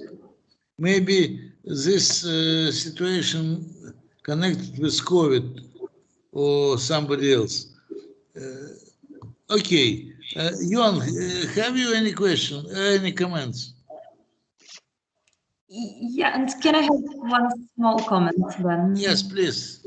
Yeah, Renat, and I think the last one, I wanted to bother you about the reverse causality, because in fact, and you should think about this problem in econometric sense, because in fact, when your dependence variable is about the fixed asset, it's a good financial variable that can affect other financial variables. So for example, when you have on the dependence variable fixed assets and as an independence variable some just financial variable, something like liquidity or something like that, not the liquidity can affect the fixed asset, but on the other side, the fixed assets and the amounts of them can affect the liquidity.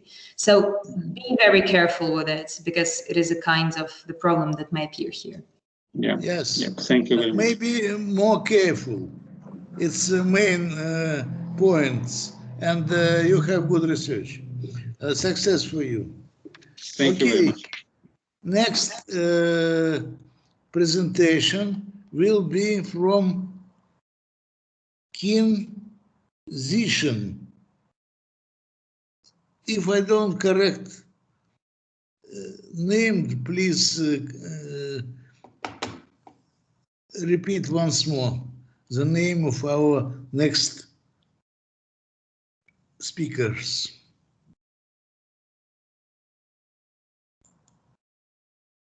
Have we any speakers? Have we other speakers?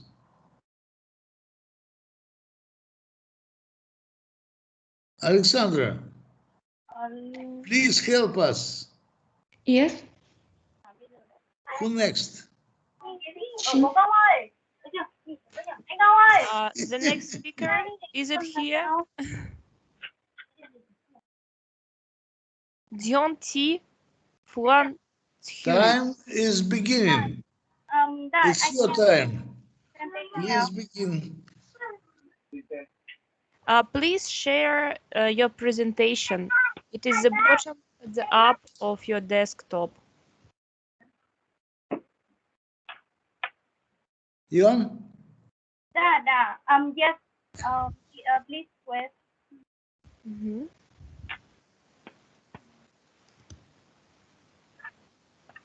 And if it's available, please speak louder. Speak louder.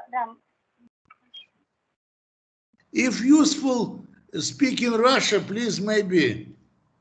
I'm sorry, but I think I will present by English. Yes, I understand. It's any Yeah, sense. I can start. It's difficult in English, difficult in Russian. Yes.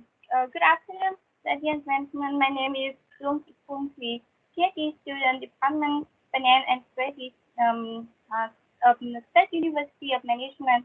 Good to see you all. Today I'm going to talk about financial development in Vietnam, current situation and orientation. My talk will be in 3 parts. I will start with theoretical basics, then current situation of Vietnam, the financial sector from 2005 to 2020. Finally is development orientation of Vietnam's financial market in the period of 2021 to 2020. Now let's turn to the first part of my talk, which is about theoretical basics. In this part, I will show the concept of financial sector and then factors affecting financial sector in development. The financial sector is how computing. Я ничего не понимаю. Возьмите рычаг на себя, ладно? Язык не понимаю, о чем говорят, но только по слайду. And financial market, financial sector have playing an important role in effectively mobilizing and distributing capital resources in the economy. Financial sector is composed of assessor and investor, financial markets, and financial institutions. Depending on the characteristics of a certain country, the financial sector can be developed in the direct of either a bank-based financial system or a market-based financial system. Vietnam is a country with a bank-based financial system. The soundness and sustainable development of financial markets and financial institutions is an essential factor to ensure macroeconomic stability, contributing to the sustainable economic growth. Now we come to the next point, which is factors affecting financial sector development. They are divided into three groups: a group of macro factors, group of financial intermediaries, and group of financial accessibility.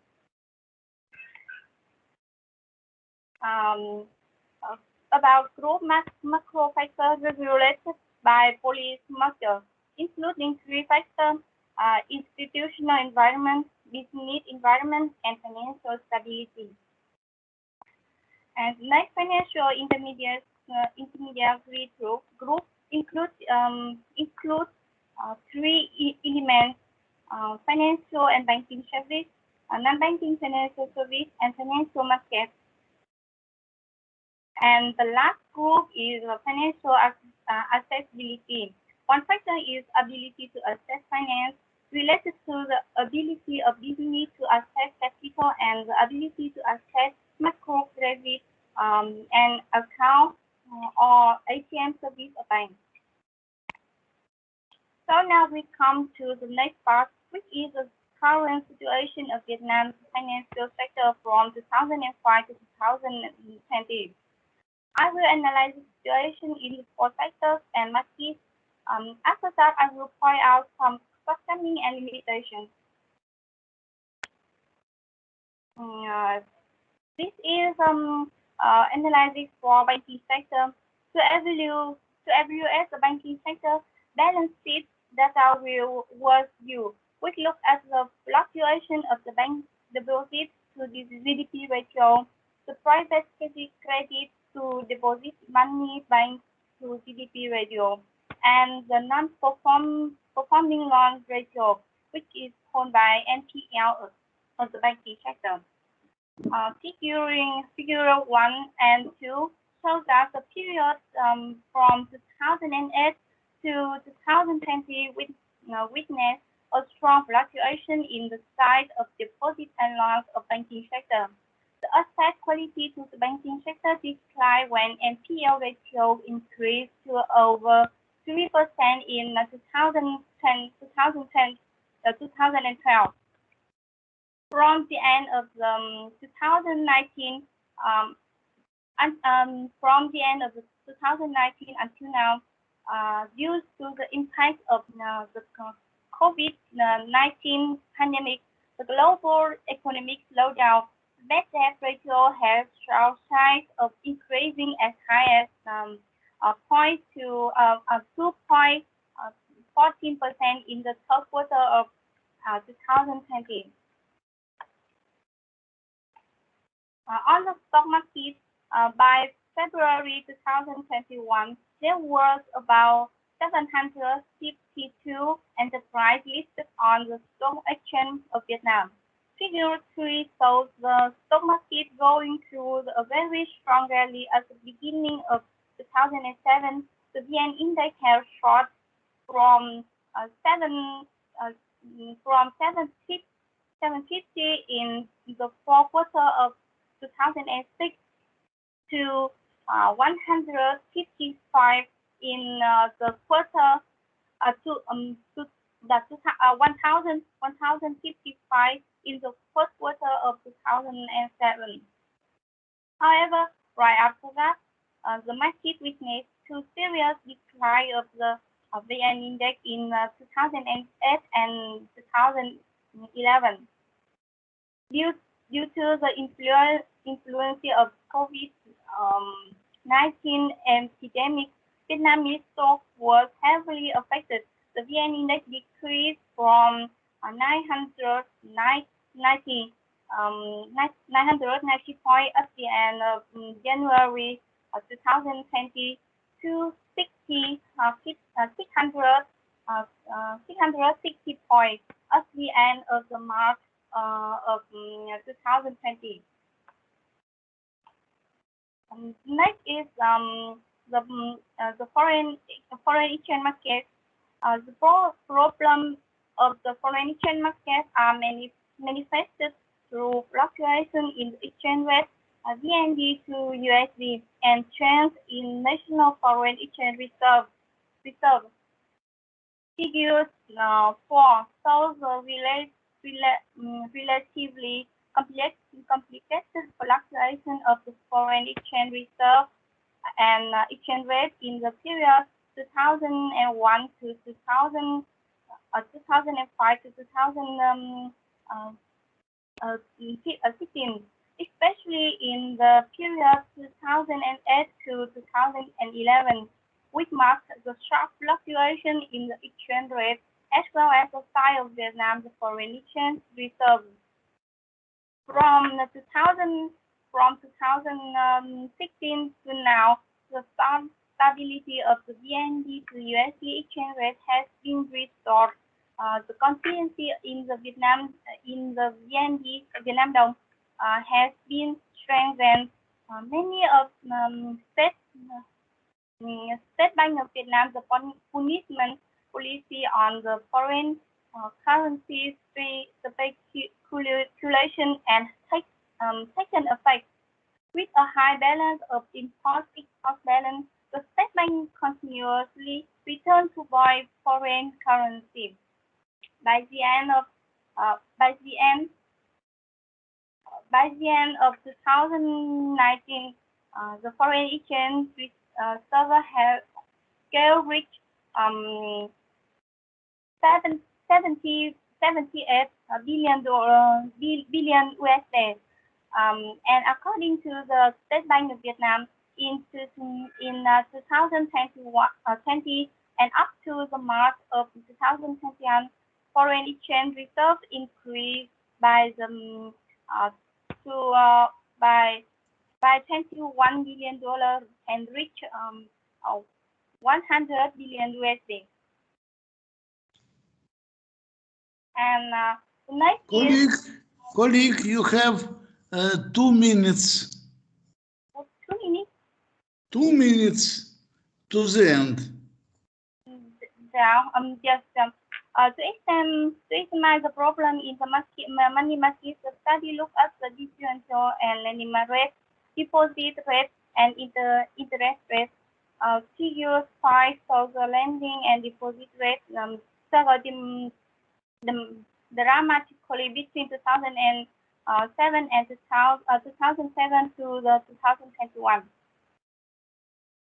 And now I'd like to look at some shortcomings and limitations. We can see on the screen. And next is some development orientation of Vietnam's financial market in the period 2021 to 2030. Firstly is to develop a stable transparent modern money market in line with orientation and roadmap of financial market restructuring. And secondly, develop capital market in depth in order to increase medium and long-term capital to support economic growth. Thirdly, to develop modern financial service accordingly to the international trends of comprehensive finance and financial technology. Fourthly, is continue to restructure the financial institution comprehensively, especially the system of credit institutions. Fifthly, train inspection, supervision, and ensure the safety of the financial system. And last is develop a full model financial infrastructure step by step in the direction of the worldwide standard. This is a summary with a main point in my research. And that's all I want to say about current situation and orientation of financial development in Vietnam. Thank you for your attention.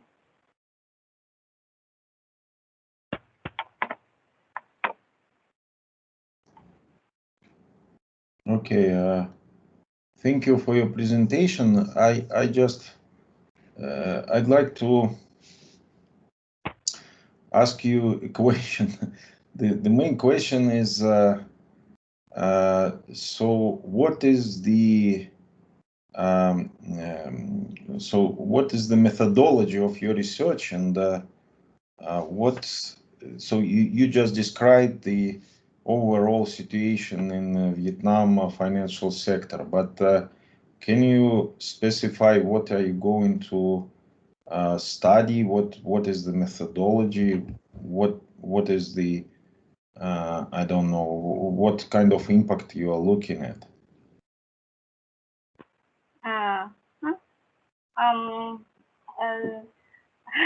Thank you for your question. I want to what to say? My thesis in the PhD will study on level of development financial in Vietnam and other countries in Asia, and this is the first step to see the status.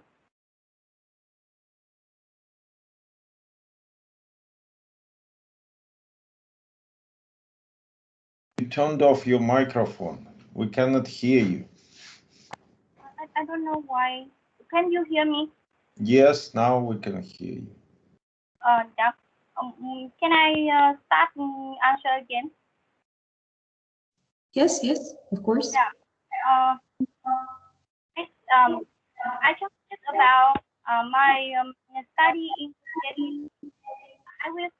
I study about menstrual development financial in Vietnam and other countries in Asia. And that is my study. I will in this study is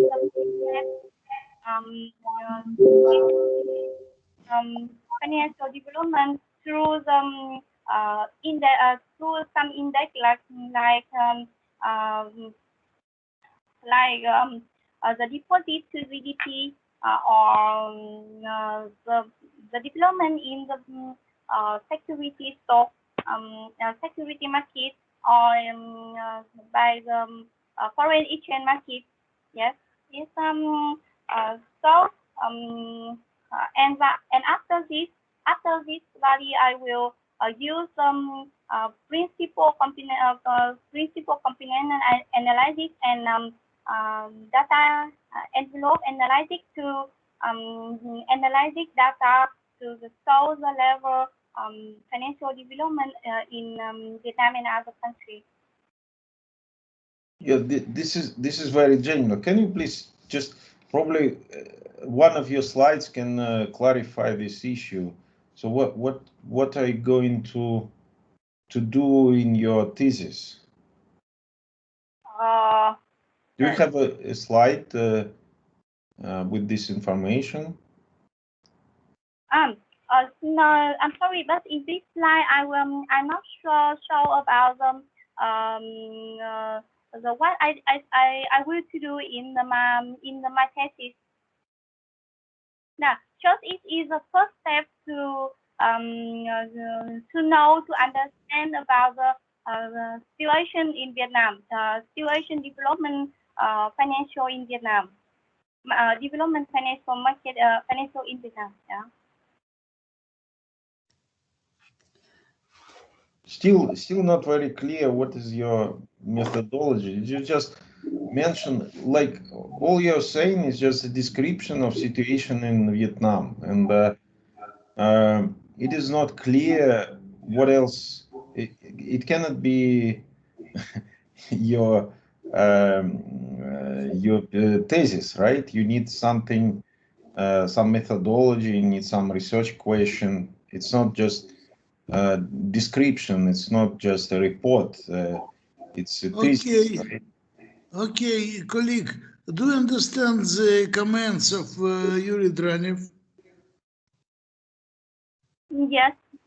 Okay, you must think about this and maybe do your paper better when you answer on this question.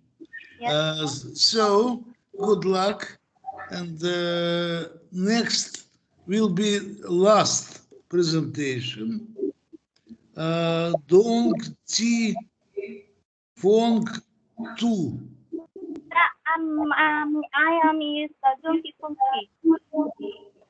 Is you here? Yes. We already had this. Yes, you can have opportunity to present your paper, please. No, Alexander Markovich, we already heard Young. Yes, so we're waiting